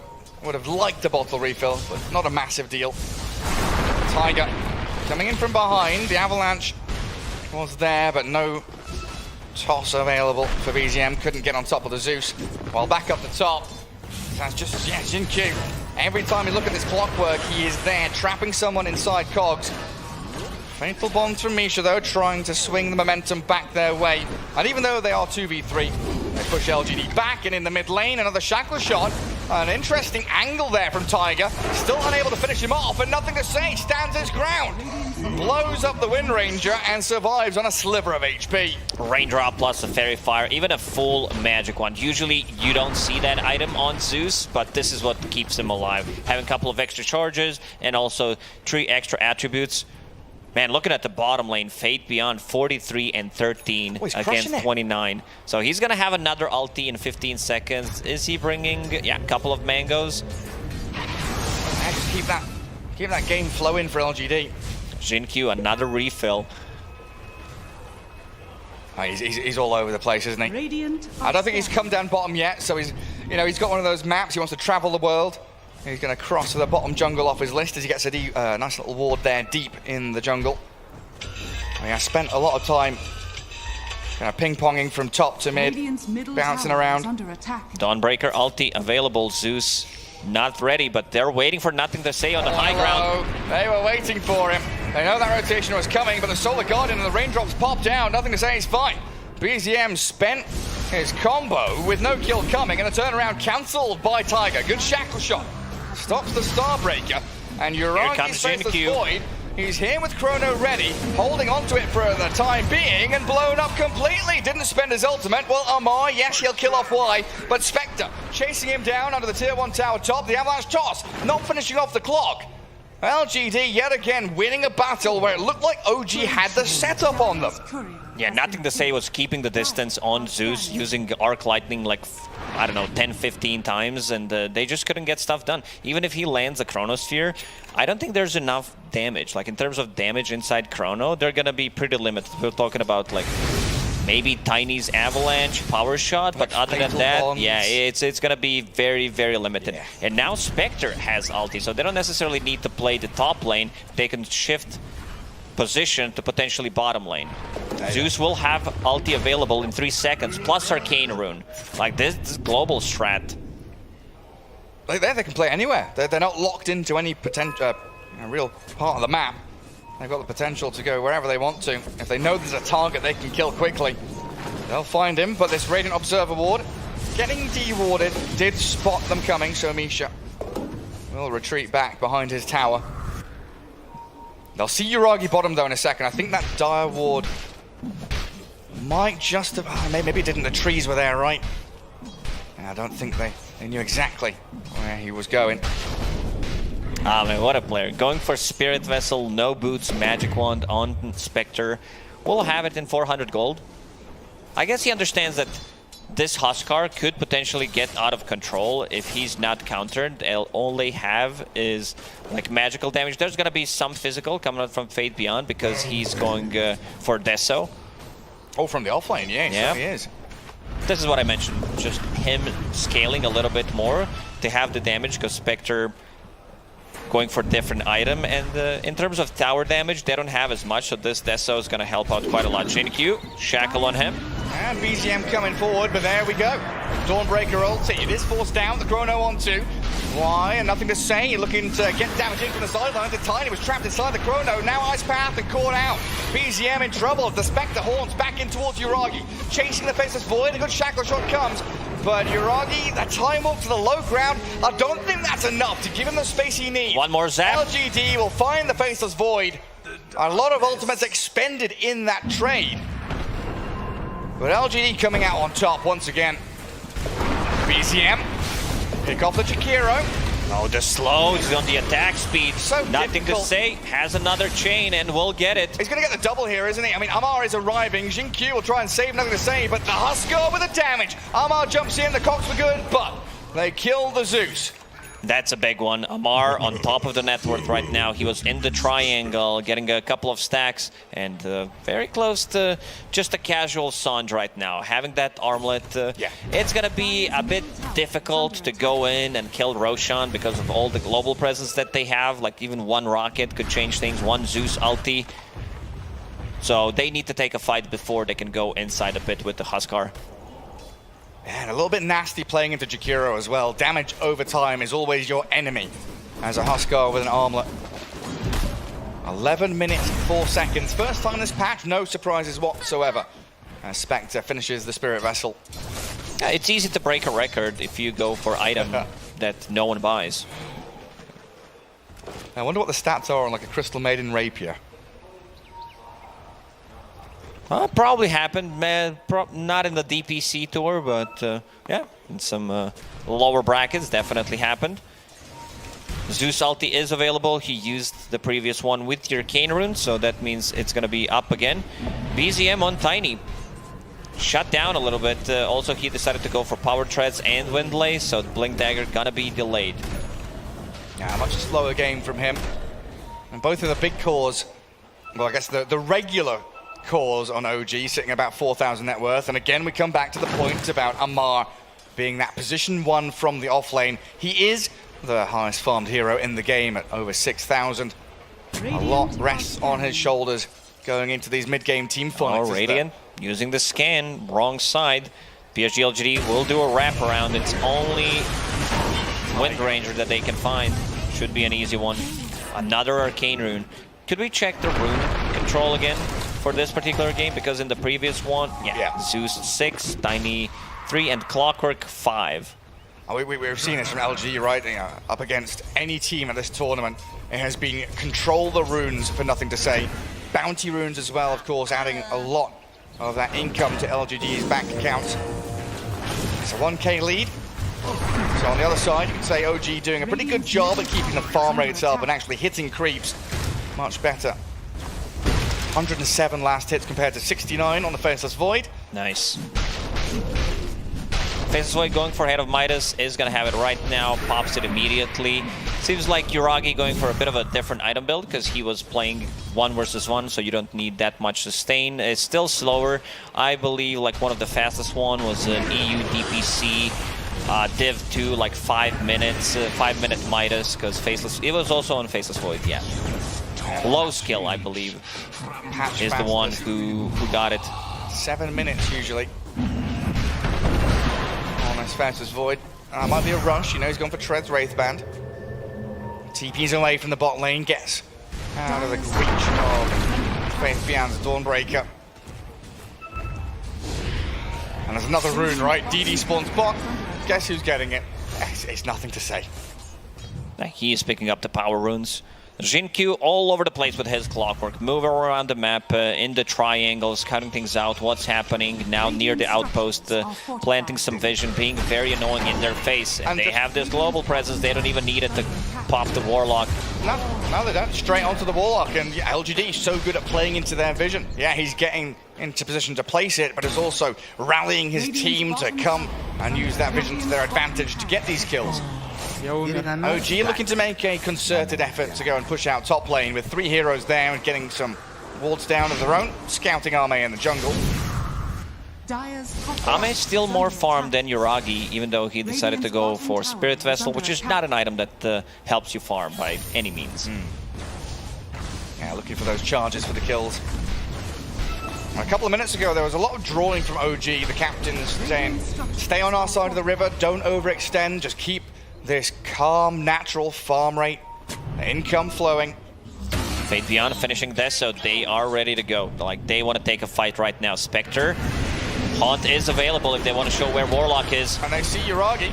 A few spells onto him immediately. The Golem dropped in onto just Jinkyu. The Fatal Bombs across the 4 of them. Tiny in with Avalanche Toss, and they've killed the Clockwork quickly.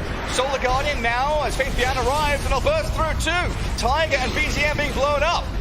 Y will drop and Faith Beyond taken out by Amar, and Yuragi's Chrono, the turnaround for OG. They kept Tiger alive, and now they're on the Spectre. 5 heroes about to die, LGD getting wiped. Oh, what a beautiful fight from OG.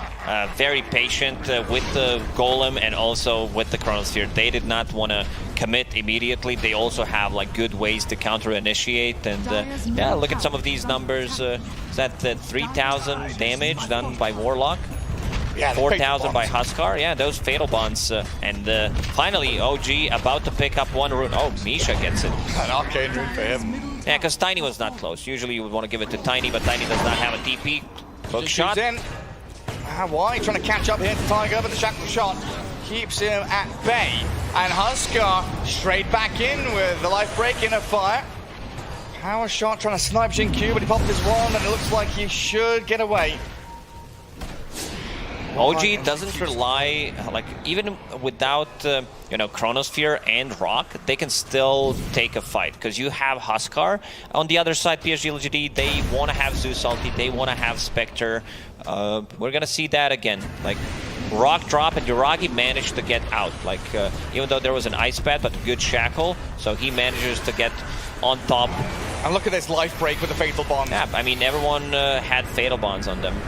As soon as the Huskar spots the guy he wants to go on, Faith Beyond just immediately evaporates. Fatal Bonds bounces the damage back into the Chrono on the Zeus.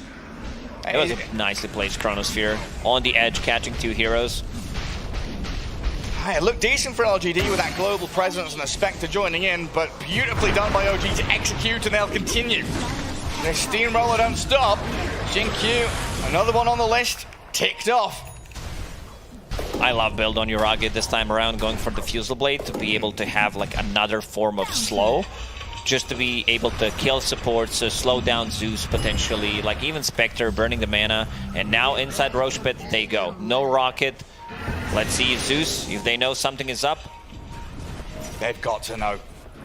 Huskar, such an important Roshan hero, and Jin does ping it out. It's BZM with Yuragi holding out in that mid lane, and the rest of OG wanting to fight while Amar can basically just solo Roshan. Got scouted out. Amar still has armlet and 16 wand charges. Let's see. Jin looking for an angle, gets it. Forward, they get into the pit. Roshan nearly dead, and they blow up Amar. The Thunder God's Wrath, beautifully placed on Misha. He drops the golem in on them, snatched up. BZM grabs the Aegis and the 3-man Chrono. Yuragi's got 4 of them trapped in there, in fact. Nothing to say, focus down, and the upheaval slows them to a crawl. There's no escape. OG, they're destroying them. Army's left out in the river. No way to get out of the grasp of OG. Even though they got a good initiation, they found the angle for Huskar to be able to kill him. Rock drops and the beautiful Chronosphere 2 times in a row. Yura Giga Chad, I dare to say. Absolutely beautiful. And Tiny finally gets to get his couple of combos off in a team fight. So I'm not sure if Spectre ulti was not available. Yeah, it looked like it wasn't, so still on CD. They connected, maybe like allowing too much, because Dawnbreaker ulti did get stopped there, and yeah, 4-man Chronos here. These fatal bonds as well, again, across 4 heroes, spreading this damage. So beautifully pushed out. BZM respawning after grabbing the Aegis. That turns it back onto Arme. Focus everybody else, leave the Spectre till last. And wipe LGD off the face of the map. Amar looks a little uncomfortable that he died around Roshan. He's not too happy about that. He wanted that Aegis, you know, Amar. Yeah, he absolutely would have loved to have it. As Yuragi picks up yet another one. One in that top jungle. LGD still trying to play into their vision there with nothing to say in Jin Q. Look at that damage spread, 10.7k from the Warlock, and that's majority from the Fatal Bonds. Haunting from Arme. They're hunting though, OG are in on to Zeus, nothing to say, can't heavily jump away. And a time walk out by the Faceless Void creates the gap he needs, allowing LGD to pick up the pieces, clear up Tiger. Yes, but now Blade slowing them down. Dilation, the Diffusal Blade slow, and BZM with the gap closed. Oh, they toss him back into Amar, who's got the damage to rip the Dawnbreaker limb from limb. If this is a Maelstrom, they don't have enough. You don't have this another slow to be able to set things up for your Tiny to toss him back into Amar. And yeah, Tiny's getting pretty massive. Now they are the ones controlling the runes. Yuragi is going to pick up Regen, refill the bottle for BZM. And BZM on Tiny. Echo Saber done, Blink Dagger as well. Thinking about getting a Force Staff. Oh, that's an interesting one. There is 1 Force Staff on a Wind Ranger that's going to be done in 100 gold. Warlock probably thinking about getting one after finishing the pipe. They're going to hit a big timing with this pipe. A lot of damage will be negated by pipe because most of the damage that they got is magical besides Dawnbreaker. A couple of right clicks, you know, here and there. Getting scouted. I saw BZM for a second, but it was Jin Q and Y, the 2 supports, not wanting to stick around. And yeah, look there. He's caught up now, BZM. Not just that, but they've overtaken in terms of bounty rune gold as well. Of course, getting them later on gives you more of that money. Why very aggressively farming this bottom Radiant jungle. OG is spamming them. Don't let them get away with this. Get straight onto that Jakiro. Jin Q with the hook shot, the 4 staff across. But Y is focused down. Jin Q has the Force staff and TP home. What was that? What was the idea there for LGD? Putting 2 supports bottom, is that trying to just drag OG away from the rest of their cores? They freshly placed 2 Observer Wards, so this is where they're going to be playing for the next couple of minutes. Dire are scanning. Zeus having a bit of a rough game this time around. 4 deaths. They did manage to find him a couple of times, and he was thinking about getting the Aghanim Scepter. Maybe I need a Ghost Scepter on top of that, and now going for Eon Disc. Wants to be able to protect himself. And they also have Seb, you know, even though that he's not in the game, but a couple of voice lines. He's there. They can feel the presence. He's in the same building. He's there in spirit. OG smoked up. great ways of catching and killing any number of these LGD heroes. BZM just going to clear out the mid wave rather than going into the darkness of the dire triangle. And yet again, they're going to want to play into their vision. 2 Radiant Observer wards, and 1 up towards the top jungle, and 1 on the basically the ground of the dire base. Faith Beyond, scouted by the power shot. Yuragi chases. Shackle shot, and the avalanche there, and as Faithless Void now unstoppable. Value from this Diffusal Blade. I already mentioned it a couple of times, but yeah, got him like 4 kills already. Level 18 on Faceless Void. That Hand of Midas really paying off. Ame, level 15, getting Manta Style done. Still not that much damage. Like I don't know if they can just go in and burst Faceless Void, especially when Warlock is sitting behind him. It's incredibly difficult. Yeah, look at that. The Spectre was a little bit ahead. Yeah, that one fight near the Roche pit is where everything skyrocketed for OG. Couple of fights like that. OG in a great spot. Avalanche misses. And why with a Glimmer Cape? Going to get himself down into the tree line. Got TP out straight away, and the Force Staff there is allowing BZM to play aggressively into the Jakiro. Solar Guardian and the hook shot though. LGD not letting OG having any freebies, taking down the Tiny and the Wind Ranger. These are the type of fights that PSG.LGD needs to take, because Yuragi was showing top lane with no TP, so they knew that they can go for this kind of a play. They're trying to split the map and then take them by surprise. Straight back in onto Yuragi, kill 2 bot, move up to top. Golem dropped onto Faith Beyond. The Ice Path misses, but Yuragi's gone straight in towards nothing the same. Nearly blown up, but it's BKB forcing the Eon Disc now after that chrono. Yuragi realizing quickly he couldn't finish the job that he started. And they will pick off Misha with Jinkyu's cogs. Faith Beyond. Careful, buddy. Look who's coming over this hill. It's a monster. It's Amar. And he is hungry. Splitting out the map. And then trying to go for Faceless Void. Baiting the Chronosphere. Assembling Eon Disc on Zeus. And also BKB usage from Faceless Void. It's all about these little things that did add up in this fight. Do you have any big items on side of PSG.LGD? It's still far away from Spectres. Scotty and yeah, Zeus going for Aghanim Scepter. That's going to take a while. No BKB. Like PSG.LGD will need to farm for another like 3 or 4 minutes to get another set of items on their side. Yeah, I mean, forcing the chrono, the BKB is nice. Do you think OG are still happy with the way that all went? Because with no Haunt, Thunder God's Wrath, looking at the cooldowns there, like, yeah, you've got Hook Shot, but can OG go for another fight?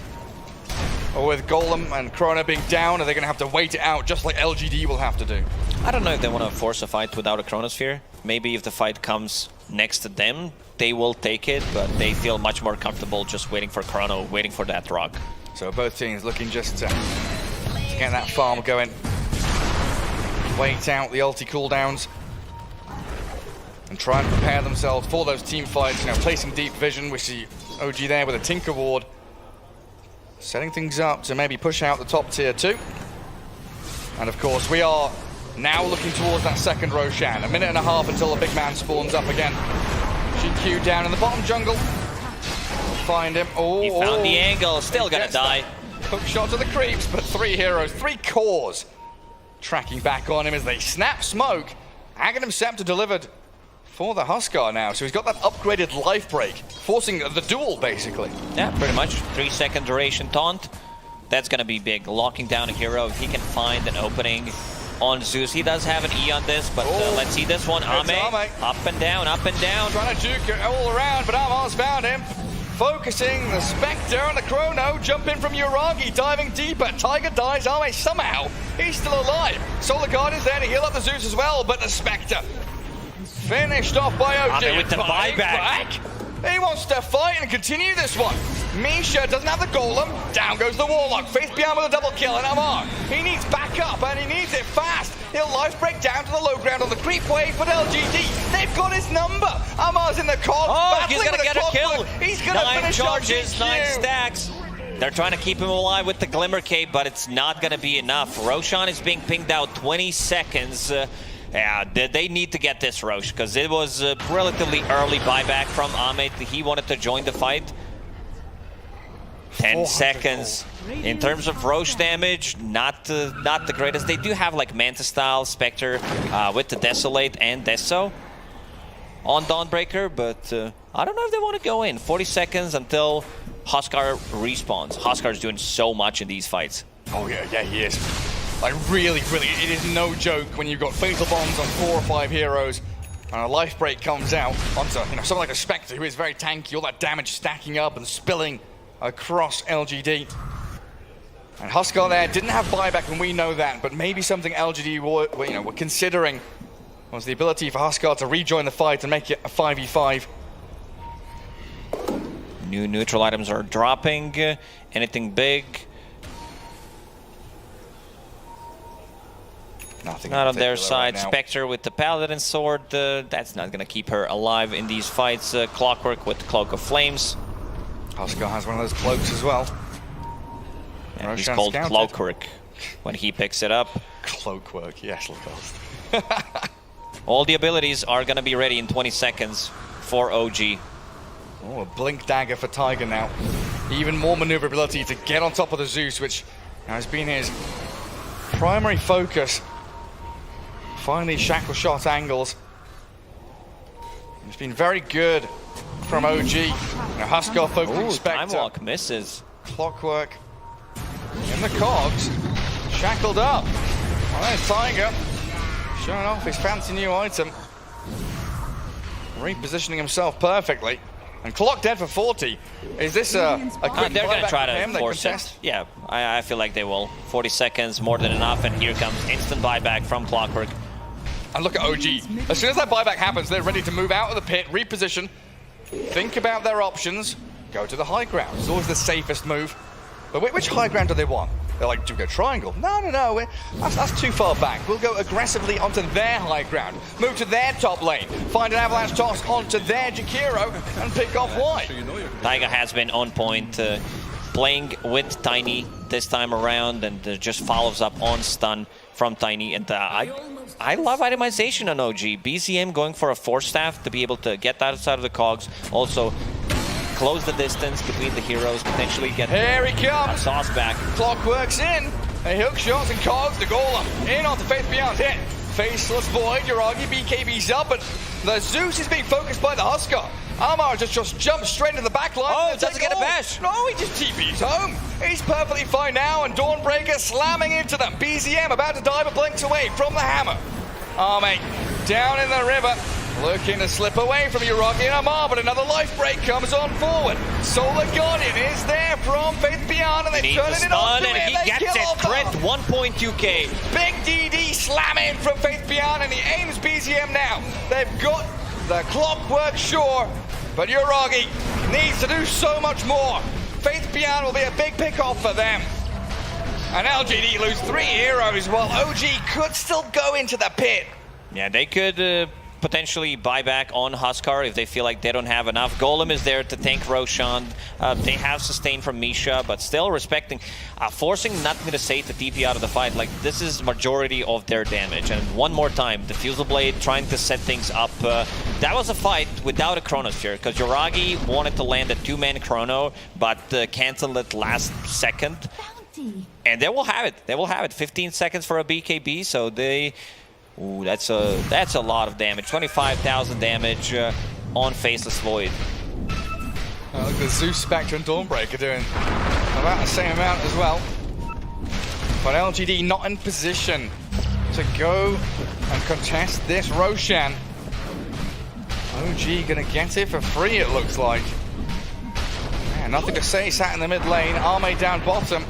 No ultis for LGD, and no way they can get into this pit to stop OG. It seems like they're gonna bail. Not gonna go for Roche.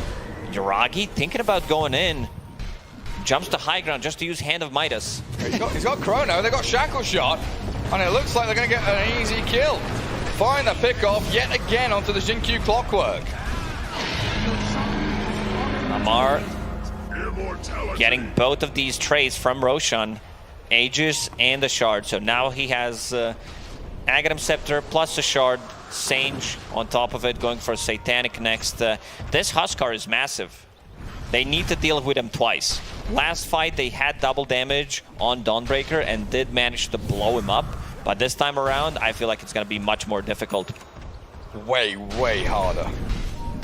Oh, we still really haven't seen the scaling potential of Arme, right? Going back to the discussion about the Spirit Vessel, it's been a slow, steady game for this Arme Spectre to get to the items he needs. And he's gone, you know, Vessel, Manta, Aghanims, and then later into the Skadi.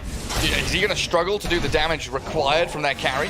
It's more going to be about trying to kill the two supports on OG and then deal with the rest, because locking down Faceless Void with status resistance, with Warlock behind him, might be a bit too difficult. Amar not in range to use it immediately. Oh, our favorite animation. Would stop it. The Huskar midlife break animation gets stuck for a few seconds, and he's back. I think you should follow. Go inside the base. Yeah. I mean, it used to, right? There are a bunch of those things, maybe Dota 1, I don't know about early Dota 2, but there's things like if you Omni-Slash to TPing target, there were chances that if you were on a certain frame, you'd TP back to base. Spirit Breaker charge, you could not cancel it at one point. It was pretty grief ability.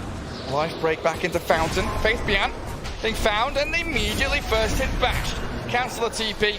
Can you get a blink? They're into the trees. He BKBs up. The blink is coming. The hook shot forward. They'll save him up with Jinkyu's move. Uragi trapped in the cogs. Or is the Clockwork trapped with him? The bashes and stones. Uragi just turns and faces against Clockwork. LGD spend a fair amount there to save Faith Beyond, who is still stuck in the forest. They should know that he's there because he tried to TP out. Yeah. That means he's there somewhere, but they're not going to waste any time. And now Faceless Void with Skadi, another form of slow. He's massive. 21,000 net worth on him. Huskar not too far behind. Yeah, Faith Beyond has kind of transitioned into that carry from the offlane that we're seeing more and more often. Uragi, where are you heading off to? Top jungle, hunting white. And it's just very oppressive from OG.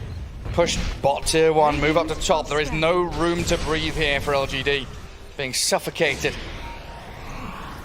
A little surprised that the Wind Ranger did not buy Shard. Because we have Blink Dagger, Force Staff, which is kind of okay, but I would love to see a Shard somewhere in between. Yeah, the Gale Force always seems so impressive when it's used in pro games. Maybe he's forgotten about it. And Amar pinging forward. He wants to keep this one going. Clears that creep wave, gets his own creeps up to tier 3. LGD going to quickly realize that they have to deal with this one way or the other. A team fight is imminent. Nothing to stop this Huskar just yet. Zeus's Nimbus quickly cleared out. Alright, does LGD want to try and wrap around and they just face off in front of their tier 3s? They glyph. And they hold OG back, but I don't think that's going to stop the War Machine from moving. Yeah, Uragi time walks up, reverses it back. OG understands where the real threat is coming from. If you look at the itemization, Huskar does have extra magic resistance. Then you have Tiny with the Mage Slayer and the Warlock full pipe. Huskar's just finished off a Satanic, I think. You're right.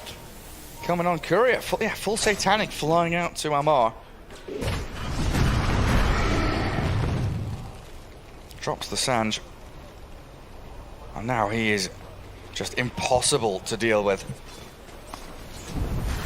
It's one of these games where, I don't know, like, who do you focus? You go on Huskar, you got to kill him twice, basically 3 times without how tanky he is in the Satanic. Faceless Void has BKB Time Walk, he's difficult to kill once. It feels like they need an extra set of items. We're talking about Skadi on Spectre, potentially Basher, that goes through BKB, because they have a very hard time locking down the target. There are some BKB piercing abilities with the hook shot, but I don't think that's enough. And now new neutral items are dropping.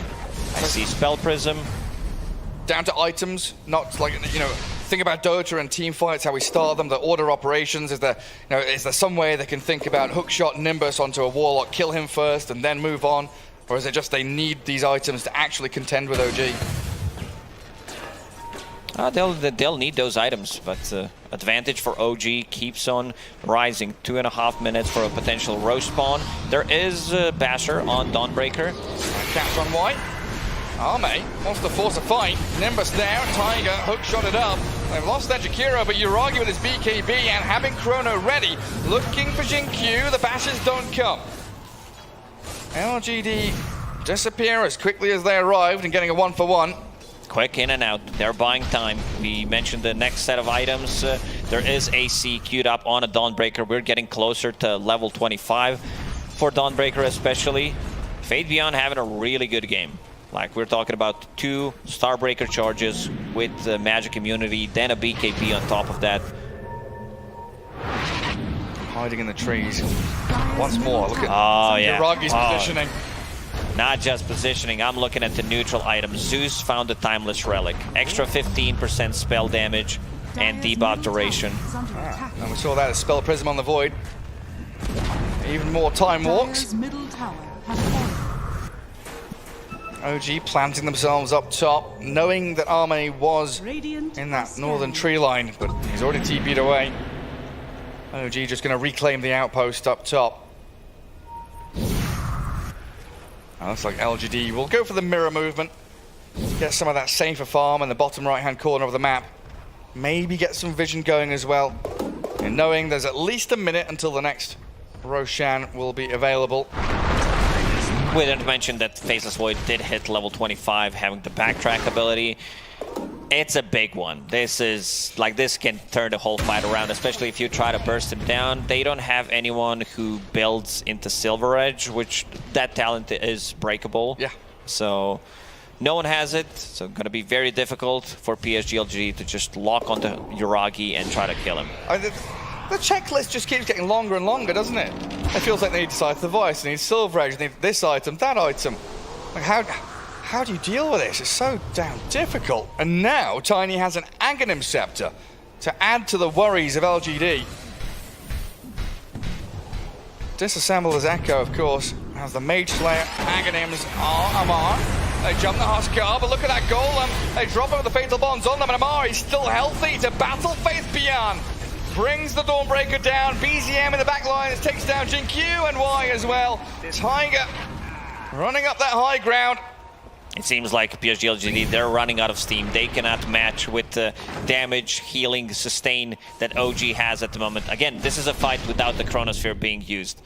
Faceless Void, he is the carry, but so is Amar. They have like 3 good scaling cores. Amar is massive. Having Satanic, level 24, has 3,000 gold saved up. There's going to be a couple of buybacks coming in. Fate Beyond does have one, and so does Y. Yeah, they might have to spend all 3. And that tier 3 tower broken down by Amar and BZM. All they need are those couple of kills to shake the foundations of LGD's base. Nothing to say behind his tier 4s. He is at a safe distance here, just trying to shove out the wave as best he can, but Yuragi on the high ground and BZM with a jump in, tosses Jinkyu across. Nimbus there and Yuragi. Oh, he's lost a lot of HP by the time walk out. Tiger diving deep in towards, nothing to say Zeus, but they've got the damage to bring him down. And a Solar Guardian launching Faith Beyond forward. Oh, the bash! Jumping straight in towards them. Amar's going to life break back. BZM looks safe. He's managed to disengage. Amar on the run back, but Yuragi, he's got the Chrono still. Eon Disc, it's not there. Doesn't have it available. Zeus gone. Faith Beyond getting caught out. And that's going to be the beginning of the end now. No Dawnbreaker. Amar and Yuragi able to isolated. He's going to go down. He's got the inner fire. He's got the ability to stand his ground, but he will finally fall and hit the ground. And Roshan respawned. A lot of commitment from PSG.LGD. They did buy back on Dawnbreaker. They did buy back on Clockwork, so that means 1.5 minutes without him. Like, they need to have these buybacks to be able to win the fights.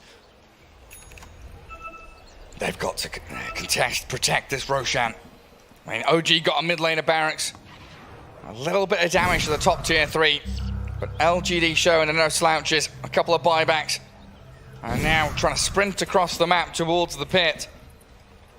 Yuragi still wants to get something done. There's the silence. And she's the Zeus. Silences him up, and Yuragi time walking a little deeper and then back out again as BZM chucks the trees at them. Army loses a third of his HP, and the Zeus getting whacked around. The damage is incoming from OG. Yuragi jumps back across and in again. The Zeus about to die. Arme stuck here. A nice macro pie. What a play from Yuragi. In and out with the time walks, and PSG.LGD, they know they have no business left in this one. So we're going to go to the full distance. We're going to game 3. OG showing, even after a game 1 stomp, they've got the mental fortitude to go up against one of the best teams in the world.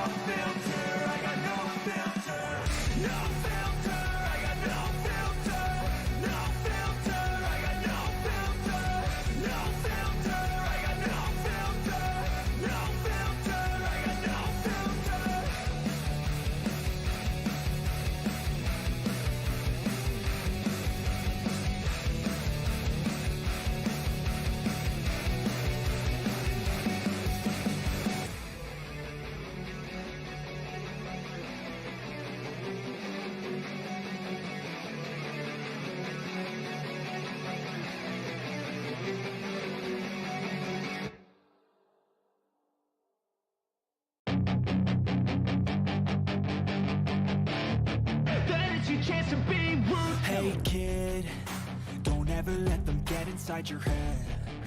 They'll tell you what to do in life instead of everything you know that you could get. Don't let them guide your life towards regret. I'll fight for what I love with every breath. My past is filled with things I won't forget. I use them all to push me to my best. So treat the worst of times just like a test. If only I could go back in time, I'd tell myself that everything will end up alright. Just push yourself, test yourself, figure out what you like, and find your limits, don't be rigid, always work towards a prime. Surround yourself with open minds, people can change your life. A few friends with intent can help you feel alive. Find a passion, take some action, and with a little time, just be patient, make a statement, try to enjoy your life. They'll try to kick you while you're down. They wanna rise up while you drown. They wanna fill your head with doubt. They're silently scared that you'll figure it out. I'll make it look like I'm losing. Won't bother hiding my bruises. And when they finally think you're wounded, then it's your chance to be ruthless.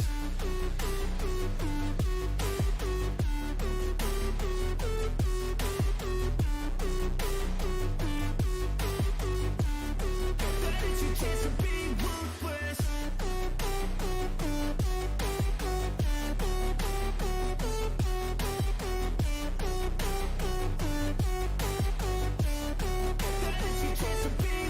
They don't wanna see me make it, they don't wanna see me care. Anytime I make some progress, I can see that they compare. I think everyone's against me, maybe something in the air. Am I paranoid? I swear a void is forming and they're scared I walk a straight path. Not many can say that. I'd like to play fast, cross me and there's payback. You better pray that I don't see your face at any place that I go. I know you hate that. I've been doing fine, I'm not wasting any more time. I live for the fight and the climb. And I think that the pain that's deep inside is what defines. So I won't give up, I'm gonna make it to the top. I don't care what's in my way, I swear I'm never gonna stop. I could fall flat on my face and I swear I will get back up. Cause I don't deserve a thing and the road ahead is tough. They'll try to kick you while you're down. They wanna rise up while you drown. They wanna fill your head with doubt. They're silently scared that you'll figure it out. I'll make it look like I'm losing. Won't bother hiding my bruises. And when they finally think you're wounded, then it's your chance to be ruthless.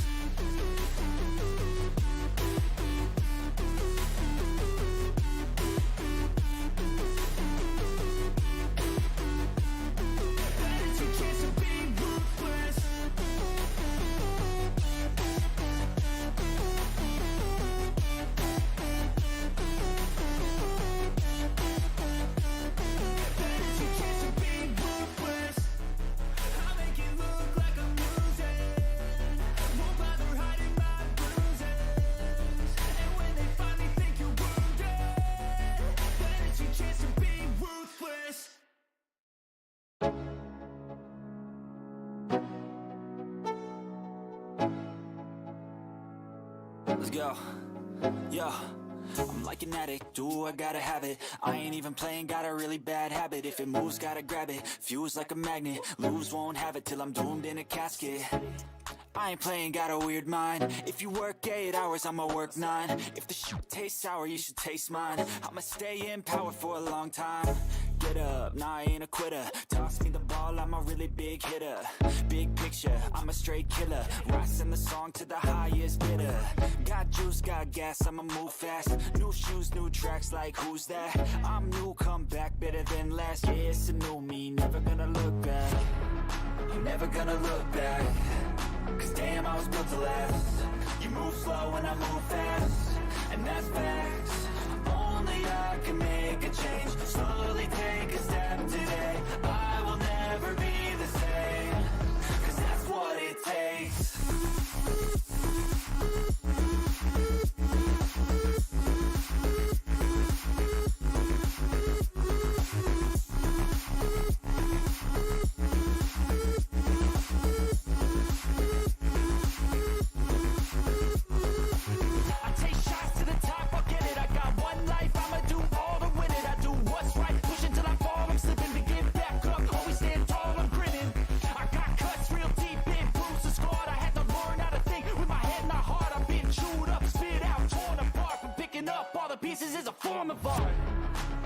Gonna look back.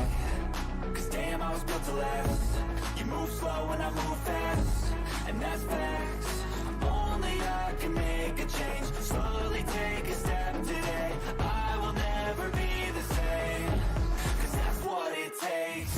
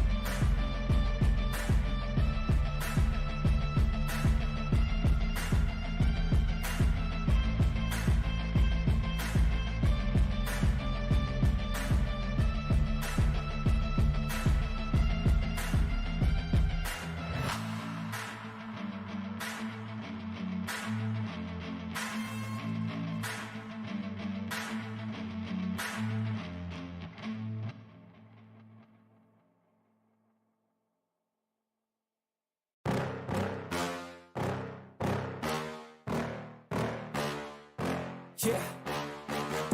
Please tell me that I can't, that I won't, that I fail, that I'll never make it out, yeah. Please tell me all the bad, never good, fill my head full of every single doubt, yeah. Please say any negative thoughts, I pop off when I hear people say I cannot. I get off to the thought of proving everyone wrong, I won't stop to the top, so you better back off and get lost. I'ma stay loud, stay proud, never running out, never heading south. I'll be spreading out, call it word of mouth, can't put me down, I'll be getting loud. You can have it douse, not what I'm about, have your cloud, it be raining now. I keep making sound, go another round, I'm legend bound, can't stop me now. You don't wanna fuck with me. A slow burn like a disease. Just tell me that I can and I'll show you things that you couldn't believe. Just tell me that I can. Just tell me that I can. Just tell me that I can. Just tell me that I can.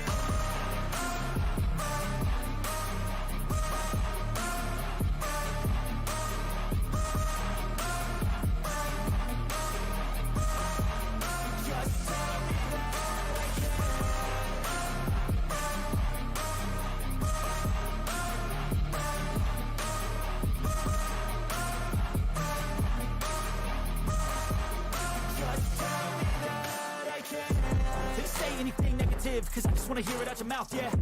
Give me fuel, it's a tool that I use to go ahead and run my mouth, yeah. I take shots, I take loss, I make shots, I miss lots. That's how you get big box, you get yachts, you swing lots and pop off a big shot. I ain't done chasing, got big dreams, bigger things, impatient. Who's at the top think they need replacement? Who's at the top think I'm gonna erase them? Face it, I don't give up quick, I don't give up, I won't give up this. Cause I know that I want it, know that I'm on it, I'll make it, I promise. You don't wanna fuck with me. A slow burn like a disease. Just tell me that I can. Just the nurturing saying, don't worry about it. You played well with what you did, you know, that sort of stuff. So right, you mean going on to game 3? Yeah. I mean, I guess we're gonna see. We're gonna see how the early game plays out, even how the draft plays out. I'm sure that OG gained a lot of confidence winning that game, and it's more a matter of how can LGD, like, how do they decide to, you know, talk about this loss? Because like we see this item choice and everything, but maybe they have an idea that it wasn't about that. Maybe it's about something else, right? For them. Do you put any importance onto, like, if you could just glance over and see the enemy team standing there, body language and stuff like that, just seeing how they're feeling and then use that to hype your own team up, or do you stay very focused on your own guys? I mean, you can do that. I think in this particular venue, it can be a bit hard to see because the border is like pretty high, but I think that can be a tool to use, right? Yeah, because it seems like OG are still very, like, they're on a high right now. Like, they're playing very cohesive. They're all huddling around together, whereas, you know, LGD, they're kind of off in pairs a little bit. You know, you saw Y standing behind Ame there, obviously lane partners. Xiao8 was just in his mind, basically, about, okay, how are we going to be able to combat this? So maybe that's going to play a factor, but I really don't see these bans changing up all that much. Timbersaw already gone. Yeah, and it looks like LGD has first pick this time, right? I wonder who chooses what, because against us, OG took first pick, and now it seems to be, I think OG might be favoring second pick. Yeah, it seems like it. Just because it seems like their Viper first pick is like a little bit figured out, so it might be better to choose second pick as it's the most stable way to get a good draft. And we see LGD pick up Tiny here, first pick. LGD has seemingly been the team most comfortable with first pick though. Like, they have strong 8th pick in general. Their draft starts to work with the synergy during the second phase as well, so we haven't seen too much issues with that either. I know second pick is favored, but yep, something a little bit different though. We get to see a lot of sustain, a lot of tankiness. I really like this from both teams. I think we're going to see a lot of, like, team fights that are going to come down to a couple of clutch moves rather than just an instant pickoff. Yeah, a DK Phoenix is an opening that OG has played before. I think it's a very solid opening that can go, has a lot of team fight and instant stun, can go a lot of ways. I think it's good against Tiny in particular.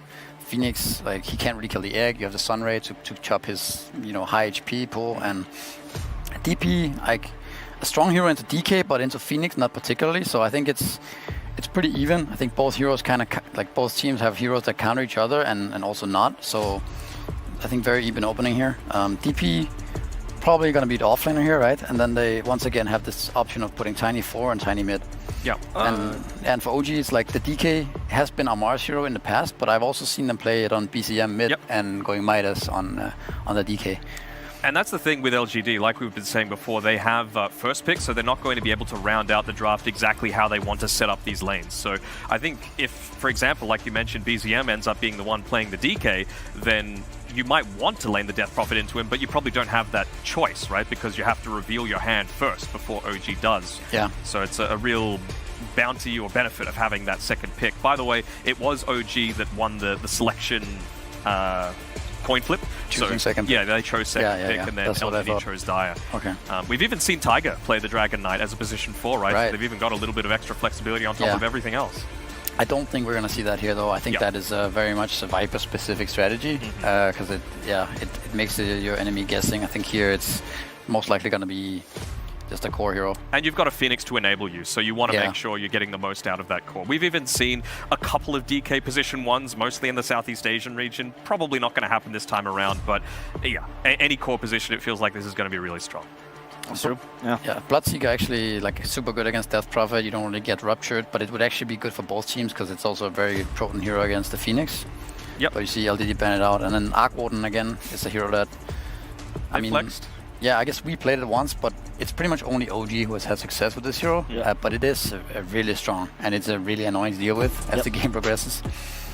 And it seems like you can't counter either because Arc Warden's so used to playing against counters. It's almost like a staple, right? Yeah, it's also there's like the new build is also kind of hard to measure because it's like the Octarine core Aghanims, right? It's not the usual bots Arc Warden that like split pushes. It's like this weird kind of hybrid team fight. Yeah, I don't know. It's a bit hard to understand where this hero is at, so I can understand the ban. Yep. What do you think LGD are leaning more towards with regards to their position 1? We've seen in response to Phoenix and even to a lesser extent the DK, something like a Juggernaut who you can just spin with a new Aghanim Shard with your Maelstrom, have a lot of attack speed and movement to be able to deal with both heroes. Lifestealer as well, kind of in the same boat. It's one of the big reasons, like with the Bloodseeker ban, the Aghanim Shard's effective. Open Wounds kind of similar as well. I think it's less likely than AX. I think Juggernaut and Ursa both look pretty good here for LGD. Ursa being super strong against both these heroes. So yeah, I wouldn't be surprised to see either of those. Yeah, if they don't end up taking the carry though here in the second phase, I could see those heroes getting banned last phase. So they're kind of forced into doing something like picking up their lane pairing, what's going to make them feel the most confident. Banned out Io, huh? Io, interesting ban.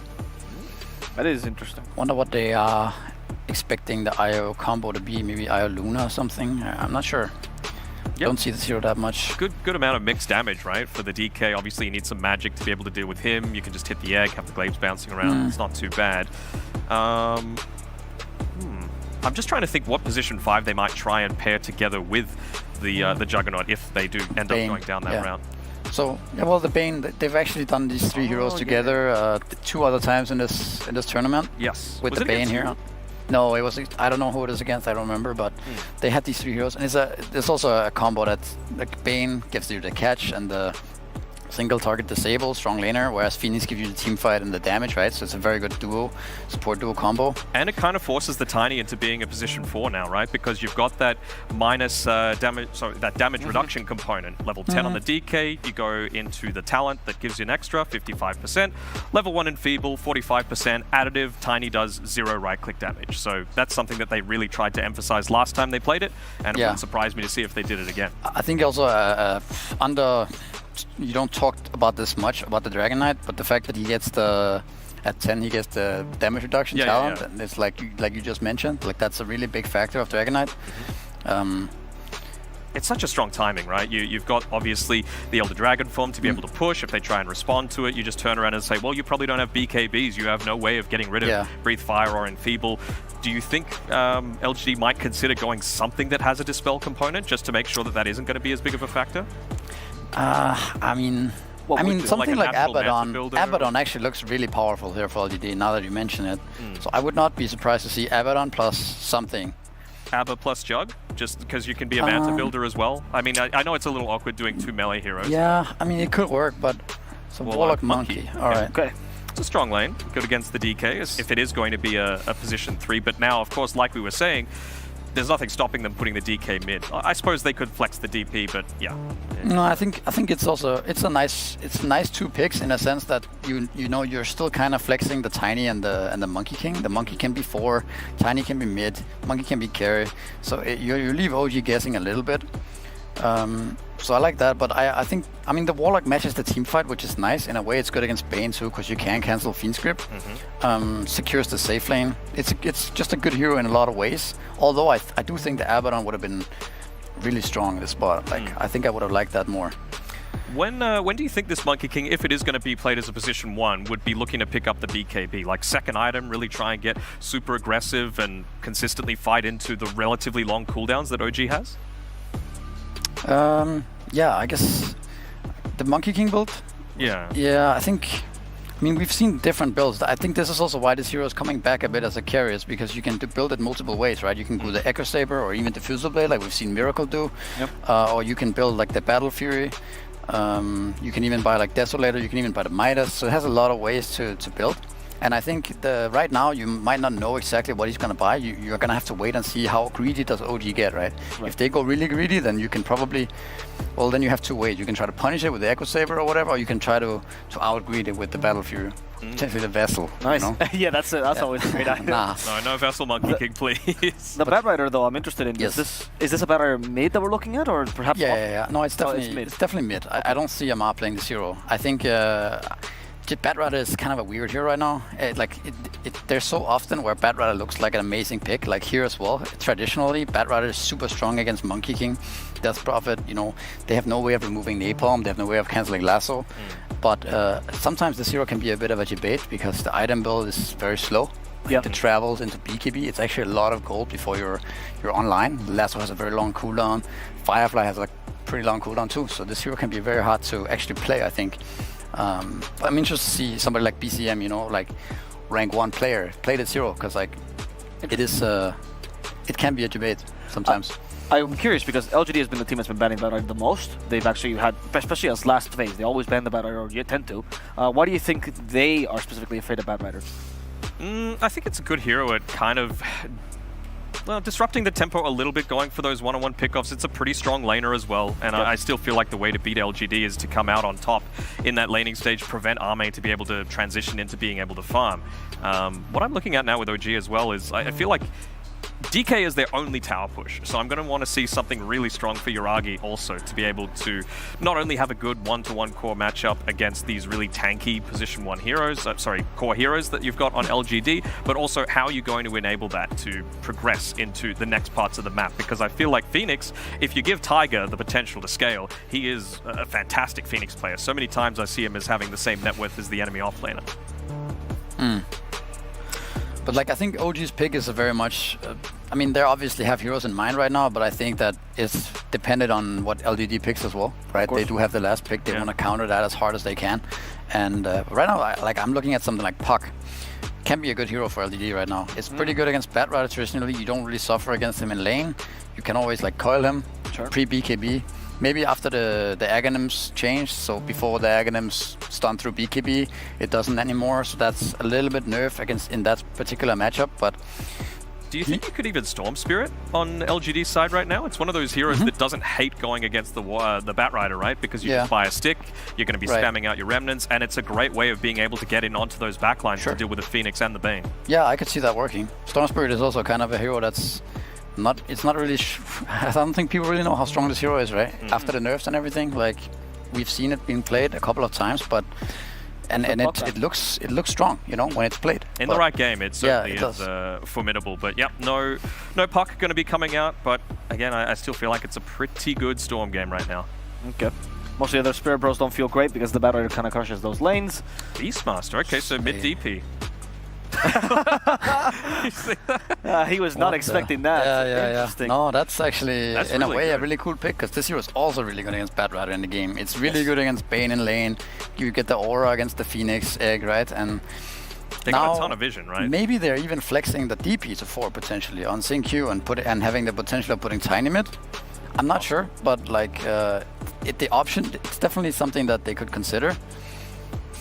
Sorry, I just can't get over that not like this from Amar coming through. I mean, also the Bane, the Phoenix, pretty terrible at dealing with like split push and a lot of these sorts of things. Yeah. Right? Like This pick is very good, I think. You just actually don't clear out waves at all, and you have to commit so much as a Bat Rider. Like you have to commit your body to be able to do it. And you know, with the Hawk, with potentially Monkey King just dancing around the trees, you're gonna find him out. You're gonna be able to pick him off. So yeah, really solid pick. And well, PA, one of the stronger heroes into the Beastmaster with being able to clear out the boars, at least in the laning stage. But yeah, really solid, even from the first pick, being able to get that Beastmaster at the very end of the draft. There's a lot of strength to the PA, right? Like you said, the Beastmaster also bursts down DP. Usually that's what she's weak to. At one point, that's going to be an issue. But PA versus Monkey King, that can be an issue sometimes, right? The extra armor, PA jumps into the ring, PA does not get out of the ring. It's a little challenging, for sure. Yep. I'm just thinking as well, like we were always talking about the attack speed as well. So that's something else that Beastmaster is going to be providing for dealing with the egg, just providing that inner beast aura, 40 extra attack speed. Suddenly, even these heroes that don't normally deal with it can actually contribute towards the team fight. I'm very excited to see this game 3. Only one of these teams will remain. And I really wish we could just keep on watching this best of 3 over and over and over again. But unfortunately, that is not going to be the case. So let's go to the final game with Gareth and McCall. Yeah, we all wish for Groundhog Day to be Dota 2 style, just repeating, you know, TI finals over and over again. But one game separates these two teams from the grand finals, Lacoste, with a hefty prize pool waiting for them. Yeah, absolutely. And looking at both of these drafts, they wanted to make a little bit of more change in the end. It feels like they, I'm talking about PSG.LGD, that they needed to have a bit more attack speed to be able to deal with the Phoenix egg, because like none of their heroes, like Monkey King's job is not to go inside the fight and just deal with the egg. Also, they picked Monkey into Phoenix. A lot of the times it's the other way around, where you want to match up the team fight that they have and like drop that Phoenix ulti inside the Wukong command as well, potentially. They have good ways of protecting the egg this time around. We're talking about the Dragonite stun, 2 BKB piercing abilities with Lasso and Fiend's Grip, so I feel like it's a pretty good Phoenix game when we talk about that one. In terms of the laning stage, Monkey plus Warlock, they shifted Dead Prophet to the mid lane. Nothing to say against the Batrider from BZM. Batrider does consume a lot of mana, like he needs to get stuff done early on. Looking at potential rotations, that could be rotation from Taiga and extra slow with the dive on Dead Prophet. They might be able to burst her down. I want to see like how this matchup is going to work out in the end. Misha trying to set up on Jin-Q. Y takes the Nightmare off him, so gets the Tiny out of danger. And Nothing to Say has already scouted up onto Radiant High Ground, and I think they've got a very good idea of where this OG Observer Ward is. They were pinging out where it could potentially be. In fact, OG are the ones to place a sentry down, expecting the opposite. The Dire Ward is not there. They will just move back around to get the bounty runes. LGD. Oh, Misha, he used 2 Nightmares already. This is one of the most expensive spells, level 1 in the game, 165 mana. It's very expensive. He's got 2 mangoes left, but limited resources going into laning stage as he gets his high ground ward up there. So you watch Faith Bian and Jin-Q down bottom, Beastmaster Tiny against a PA Bane. Misha, his main job here is going to be tank spells for Uragi. Get that farm rate going as quickly as you can. Well, the potential for Faith Bian and Jin-Q here to get kills pretty high once they get a couple of levels under their belt. I love Tiny Fours who start with the 3 grab, and Misha using a Nightmare trying to harass Jin-Q not very efficiently here. I would prefer if this is a brain sap, because there's going to be a lot of harassment. He needs to get in, soak up some of the damage, as you mentioned. With the Nightmare, he's not going to be able to do that. Yeah. Has a lot of tangos, though. He started with 9 tangos, going to be sharing tangos. The Phantom Assassin, who does have a healing salve, going for Ring of Health as the first item. This is one of those things where you can change things around, especially if you like get a First Blood on Phantom Assassin, then Orb of Corrosion or just Orb of Venom feels nice. But it does delay your Battle Fury timing. Oh, 20 HP. He's gonna go for it. He's diving. Cutting into the trees, Jin-Q in behind tier 1, but realizes that Misha has got himself out of reach. And up top, Tiger near death as well, as Y follows him back. Has the level 1 Fatal Bond to clear out Creep Wave, and of course do damage back to the DK. And peeking into the mid lane, BZM currently 8-2. But a dead even lane with a DP and a Batrider sharing farm. I'm mostly looking at this bottom lane. Phantom Assassin, 5 CS, Beastmaster on 7, has a point in a boar. I don't think Phantom Assassin deals that well, especially when paired up with Bane. Once you get the level 3, we're talking about the boars versus Phantom Assassin matchup, then it's gonna get a little bit more difficult because they have a lot of HP on those boars, and Fate Beyond is gonna put another point in it once he reaches level 3. X, then you need a Brain Sap and a Dagger and a jump as well. Oh, Fatal Bonds, Tiger. Jingu stacks as well, but it's the Bonds that will take him down. First blood for White. It's not looking good for OG in these side lanes. Jingu battling with Misha as well. And like you said, Faith Beyond just having a completely free time down here under no pressure whatsoever. Even has the magic stick. Both of them, in fact, to deal with that dagger and the damages. Nothing to say. Oh, TP's back to his tier 1. Firefly with a napalm on him. It's a scary prospect. It is. Nothing to say. Adjusting his item build, going for the magic wand and boots of speed. Then going for bottle. We see a rotation. Tiger's in. Diving forward. Flame break, pushing Nothing to Say back. And a sticky napalm charges on him. We're going to find the kill. That's a big one. Good rotation from Tiger, understanding that if they kill Dead Prophet, she will need to walk back to the lane. And also, he's going for the rune. BZM wants to pick up a 3-minute bounty rune. Over on the Dire side, stealing it away from LGD. Yuragi and Misha turned on by Faith Beyond. Nightmare is there, but the Bane just getting tagged up by the axes of the Beastmaster, and it looks like Jinkyu is all right as Yuragi had the Nightmare put back on him. Also, the thing about Beastmaster against Phantom Assassin matchup is if you're trying to go for the boars, if you try to kill him, that means you're committing with your daggers, which is free mana for the enemy team, especially heroes who do consume a lot of mana in the laning stage, like Beastmaster and this Tiny. And it also means it's less damage on your opponents, right? You're not trading regen with them, you're giving them regen. Wise doing a pretty good job here keeping Amar at bay, but now he's at level 3. 1.3k gold already spent by Bane for consumables. DK stunning back on the monkey, halting their progress forwards. Jinkyu very low, pops a Fairy Fire very early, avalanche there on the 2. Faith Beyond will keep on whacking the PA as they try to bring Yuragi down, but it's OG that claim the kill first. Body blocks Misha, doesn't quite get in front of Faith Beyond well enough. Oh, the blur, the evasion, but the kill is there for the Beastmaster in the end. Fate Beyond Beastmaster, this was always something that teams were afraid of. He's level 5.5, 4 minutes at 40 seconds, so it's gonna be very difficult. We're talking about the Helm of the Dominator 5-6 minutes into the game. Yeah. And their heroes, they don't deal well with the creeps. Like, maybe Batrider can kill it, but he needs to commit with the Firefly. So that's going to be very difficult. Allowing Fate Beyond to off to a good start might be a bit too tricky. And now we see these 2 boars that he has in the lane. They can't deal with it. Misha constantly low on mana.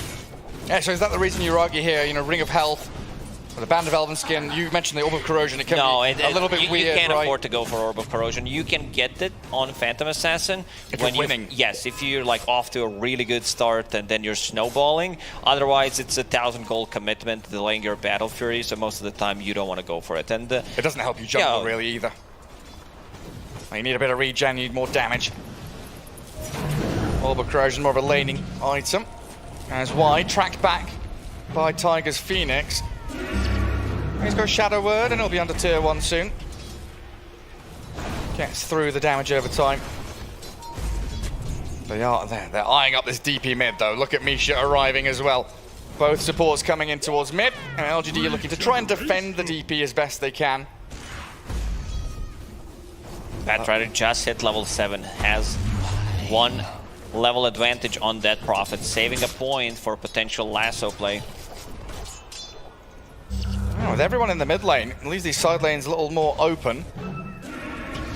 Wise got clarity himself, not going to traverse back to base just yet. BZM making the move bottom, jump in from Yuragi, flame break, pushes Faith Beyond back, doesn't get the roar out, so the lasso is going to stun him up, but finally stuns back into them. They didn't get the finish. Jin-Q, and nothing to say now, looking to play aggressively. But it feels like a bit of a failed rotation from the Death Prophet. Getting that roar off, not enough control. Had 10 stick charges, gets roar, extra move speed, gets out of the trouble, and has a full helm coming next to him. Nothing to say. Now with the exorcism, this is a dead tower because they used everything. They used Beastmaster, Batrider, Phantom Assassin is pushed out of the lane. Bane doesn't provide you with much. Oh, you're right. They've got Catapult Wave there.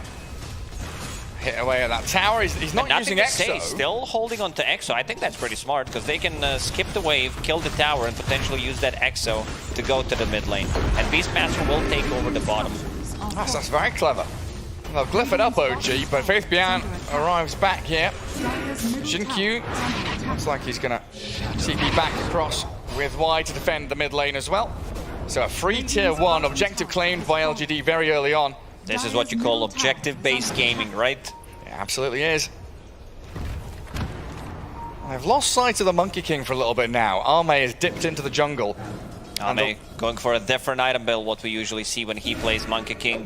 Seems like Battle Fury would be a bit too slow, and he's thinking about, Dragonite has a high armor. I need that extra magic damage. I'll hold that thought. Man, they toss the bat into the monkey. I don't know if Arme's going to be happy about that. Goes for the TP, doesn't get cancelled. Now nothing to say with the XO, but the Nightmare holds him back, transferred to Tiny, and the DP will kill off Tiger. BZM fireflies away from these LGD heroes, and he will get out of the reach of Faith Bian, who was sliding into that aggressive position. But straight onto the tier 1. Yeah, pretty similar to what happened in game 1, where they brought extra people. Faith Bian was moving to the mid lane with Nature's Prophet, and now doing the same thing. Exo still up and running. This is going to be a tower, Helm of the Dominator. We mentioned it, like they don't have heroes that deal well with it, so 2 towers already gone. And to go back to my point about the Ame's itemization, Maelstrom pierces through evasion every single time it procs, so like double the value. You're playing against Dragonite, high armor. Amar on the top lane didn't talk about him doing Amar stuff, farming up until he reaches a critical point. And look at the item build, thinking about going that Octarine, like Ether Lens, Mantis style type of a build. Oh, nice deny. Q gets the deny. Amar can't stun him as the TP's out. And BZM very focused on clearing out the stacks that OG have made for themselves in their own triangle, so a lot of money will be coming in towards the Batrider there. Phoenix and the Bat making 7 stacks between them. Ancients and that large camp, so a nice influx of money there will get him the boots of travel, and 3 neutral items, 4 neutral items, every neutral item for the Batrider. Let's see, does he want to use Trusty Shovel, dig stuff out? Way too many items, not gonna try to refill his bottle. So many options. DP. Mainly lane creeps, about 2,000. Buildings, of course, picking up. Neutral's one of the main focuses from the Bat there. But OG trying to carve themselves a bit of the map. Top lane Amar will sit there after that tier 1's down, and PA can start that kind of meandering move up towards the triangle and that top lane. Now that the Batrider has had his piece of the pie, got his bots. They might have been scouted by the Hawk. A smoke pop. Level 5 Y doesn't have the golem, but upheaval, slowing Batrider down to a crawl. Pretending that he's level 6, being there, bought the tome. The threat of the non-existent golem. I mean, you can check the levels, but yeah, you might be afraid that he might use the courier, bring the tome, turn the fight around. Y is going to bring the tome, so he's going to be level 6 after using it. 2 supports on OG also need to get level 6. Both of those very level dependent. They're just planting themselves, stopping any movement into that bot jungle, while Jin-Q found by the 3 of OG. BZM the one to take the final hit. As Yuragi and Tiger holding onto that mid lane, but you can feel this coming. The wave of pressure is almost ready to break. Nothing to say, Y and Faith Bian. This sentry near tier 2 tower on the mid lane, this is something that PSG.LGD, that they have been abusing quite a lot, planting Observer Ward behind the tower and also keeping it for a little later. So this sentry ward seems like OG already made an adjustment. Yeah, because it does provide you with a lot of like vision in terms of whether they want to smoke, who's showing on the lanes, and also does allow you to play and go for easy pickoffs. Yeah, it sees the Hawks as well. Beastmaster giving the vision, sending Hawks all over the place. We can see they're sitting just on the triangle. Scouts BZM. And that's what LGD want to angle towards. GQ from the south side. The rest of them swarming up the ramp. Staircase. And GQ will toss back the Bane. Exorcism comes out of nothing to say. And yeah, they want to clear through this triangle and make sure they steal away gold from OG. And they don't want to fight. OG want to keep this PA safely farming back in these deeper pockets, hidden away from LGD. So that for quite some time going to be without one of their heroes. You know, a lot of 4v5 fights incoming. This is a big chunk of gold for PSG.LGD. Commitment in terms of using EXO. Will not have it for 2 minutes, but yeah, big stacks being taken. That pushes the DP closer and closer to this BKB rush. Treads Wand, of course, has the bottle, the Windlace, a few little stopgap items there to build up towards that massive team fight ability with the BKB. Monkey King doing a similar thing, right? You mentioned that Maelstrom. There's the timing on it. 46 seconds faster than the patch fastest. That's not average, that is fastest. That actually is the fastest. It says new record. I should read the top thing first. Yeah, absolutely, because this is a farming tool for Monkey King. And also, like when I talk about the carry to carry, how they match up against each other. Monkey King having extra armor. Oh, this is a big pick-off if they can get it. Can they start it off? No, Misha too far away. And the smoke from the rest of LGD. Oh, they see Tiger. Nice avalanche. Stops him mid-dive. The toss is there and a kill on the Phoenix. A nice pick by LGD. Unfortunately, not much they can do in terms of objectives, bot or mid. They've already got the towers, but they'll put them in good stead to maybe get some of these wards replaced as they were dewarded by this mass amount of sentries from OG. Arme looking to solo BZM with the Wukongs and Boundless, dropping him to below half. A bit difficult. They needed to use Rock inside Wukongs to be able to get that kill. Extra lockdown, couple of hits from the Golem, but why a bit too far away. And to go back to like carry, like Ame is gonna be fight ready in the next 2-3 minutes, while Phantom Assassin still needs to farm up Battle Fury into BKB. And look at where Ame was. This is his pattern on the top lane, and now switching back to bottom lane after Beastmaster took the tower. Yeah, it's primarily lane creeps, right? Ame has been safe. No real threat from him. He's been in the lane while we saw that PA get kicked out of her bot lane quite early and had to move into that jungle. A massive gap, right? 900 gold difference in the lane creeps. Monkey King, of course, having a lot of farm on the neutrals and ancients. He's 7.4k. Having a perfect game so far. GQ getting jumped. He stunned the creep, I believe. Yeah. Yeah, Amar, uncharacteristic mistake, getting tossed around inside the upheaval. Roar comes out from Faith Beyond as they want to try and focus the Bane at the same time. Flame Break and the Nightmare. Golem dropped. Kill off Amar. Why? Not messing around, just the big old cooldown ulti. Straight for that Dragon Knight. I can help them push, of course. I think they're going to go roach with it, because they have Golem to tank it, they have Exo running, and teamfight from OG is pretty mediocre at the moment. Like, they have Phoenix Egg, they have Fiend's Grip, they haven't used those abilities since they got it. So 5 minutes without 2 supports being able to use their ultis, and they're not going to contest this. Yeah, and if you have one hero dead, we know that the PA doesn't want to join just yet. So OG is still, you know, a 3v5 in effect.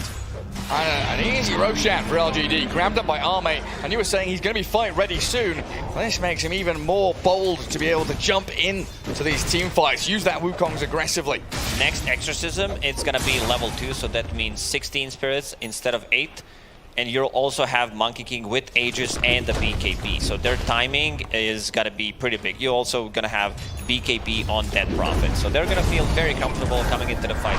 GQ, the bounce back with the Tumbler's Toy, actually manages to get out of trouble. Upheaval's so good against heroes like Bat Rider. Oh yes, well, this is why is maxing it out. He's an experienced Warlock player, one of the best ones, put only 2 points into Shadow Word, maxed out Upheaval, and now going for the Fatal Bonds. Yeah, Bat Rider, one of those heroes that wants to keep chasing people. You can't do that when you're turned into a slug. Trying to play top now with Amar showing on the wave. BZM being a little bit sneakier, but there is dire vision up there that will spot their moves.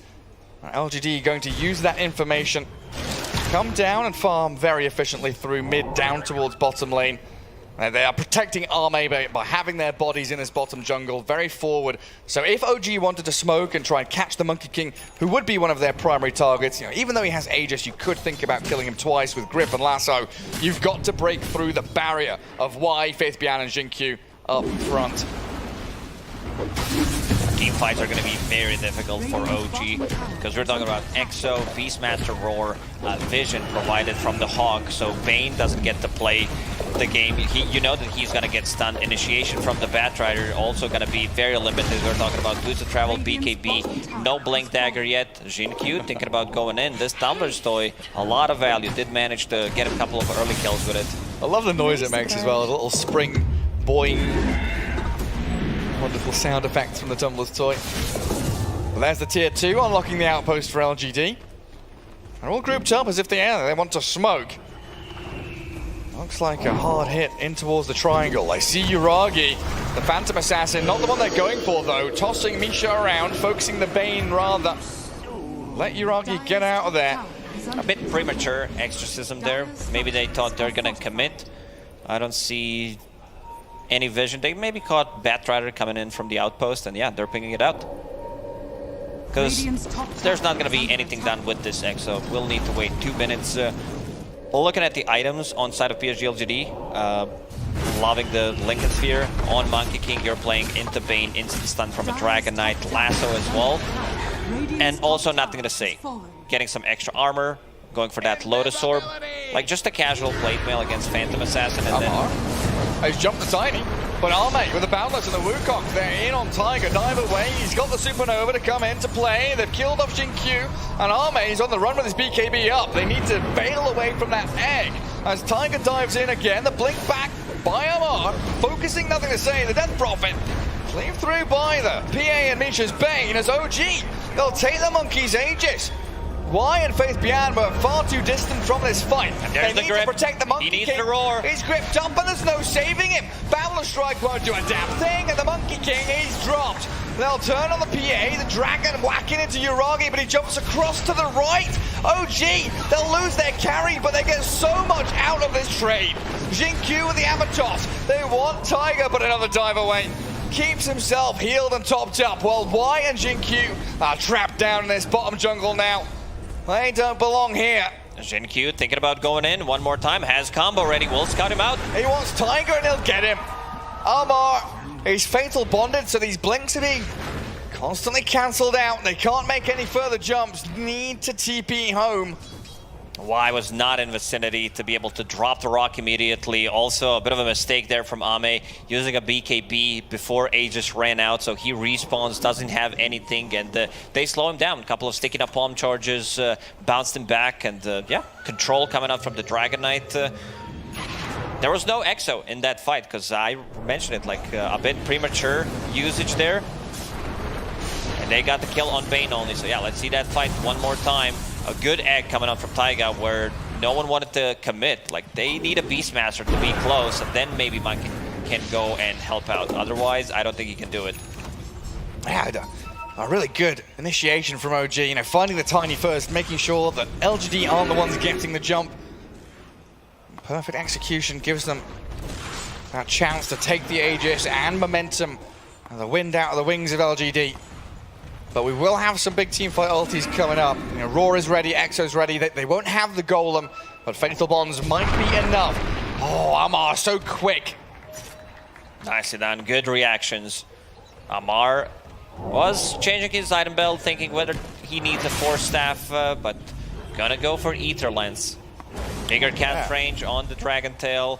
And yeah, you turn that into Octarine Core. You know that Amar, he loves to play greedy. He loves to play for the late game. Then you get Manta, Octarine, Aghanim Scepter. Still, it's a lot of time. We're talking about 40, 45 minutes into the game.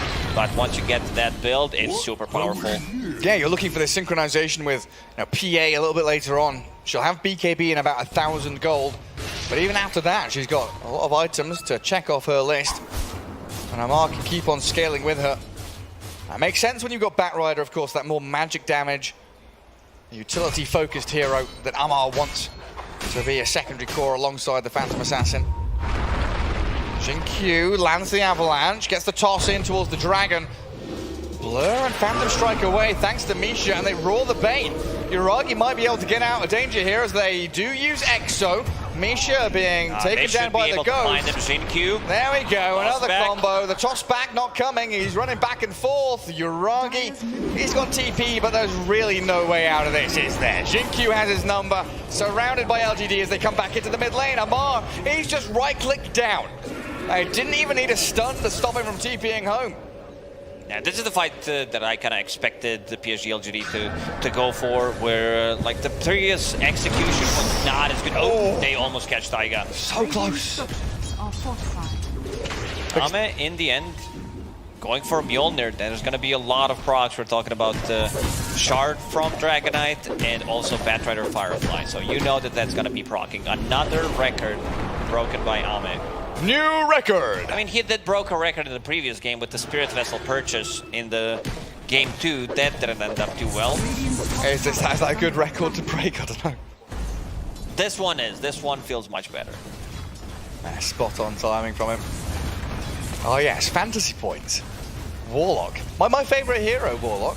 He's been planting a lot of wards, so he's up at 16.8. Net worth down at 4.6, but a big difference between the Dire supports and the Radiant ones. You know, Tiger, yes, 6.7, but you look at this Bane and he's incredibly poor. And this comes down to, like you were saying 10 minutes ago, 15 minutes ago, that they've not been able to really latch onto people with these smoke ganks, the grips, the nightmare setups, which we've seen from OG throughout this tournament. You know, Misha's Bane has been flawless. Maybe this smoke will work out for them, though. They want to get something done. Radiant's top tower has fallen. Smoking up, expecting LGD to be around this triangle and maybe on a warding mission, but there's no one here. They're all sat around mid lane, looking to bunker down, defend tier 1. Keep Ame farming around the Ancients as they stack them up. Batrider does have a Blink Dagger, so initiation is going to be much easier. There's going to be a follow-up onto Dragonite stun potentially. Lotus Orb done on Nothing to Say and the Haste Rune. He's using it this is the preemptively best as well. item that they can get in this game. We're talking about Batrider, Dragonite stun, Bane Fiend's Grip. It's going to be very difficult, especially if they prematurely use it, as you mentioned. LGD now, their turn to smoke. And speaking of prematurely, Exo used up, but the jump in from Jin-Q, finding the catch, the avalanche toss on DK, as he's burst down quickly by that percentage base down to the Spirit Siphon. And Roche is up. Let's see if Y's gonna scout it out. Yes, he will. Dragonite has no buyback. I don't know if they can go and take a fight, because this Roshan drops so quickly. We're talking about the Beastmaster. Exorcism still running for another 15 seconds. Radiant's middle tower is under attack. Yeah, the Ancient Black Dragon there helping out as well. Second Roche going LGD's way. And we're still waiting really to see what kind of impact Yuragi can have on this Phantom Assassin. Definitely one of those kind of ninja heroes, right, that can come out 25, 30 minutes into the game and suddenly blow up a support, get that momentum going, get a couple of big items. So far, it's been very quiet from the PA, only 3.6k damage dealt. Yeah, the lowest in the game. Needs more items, definitely. We're talking about Deso, potentially getting a shard to even have more, then getting a basher. It's a bit of a difficult game. Yuragi still needs to be able to get some farm. The rest of the team will need to protect him. But you never know when that sleeper hero is going to strike. Amar, he gets on top of Tiny, he's got Lotus Orb on him, Avalanche in, and Ame straight towards the Phoenix. Nice sleep, you're right. And then we come with a golden drop. Tiger buys back straight off the bat as the Wukong zones them away. OG in full retreat mode with Amar still stuck in the middle of an awful lot of damage. Oh, Hawk stun. Yeah, they tried to catch Misha. BZM on the run. Bane, no way out of there, and Nothing to Say picks up a double kill. one thing that PSG.LGD does extremely well is playing around their heroes, just understanding who needs to stand where, not overlapping any of their abilities, and also protecting each other.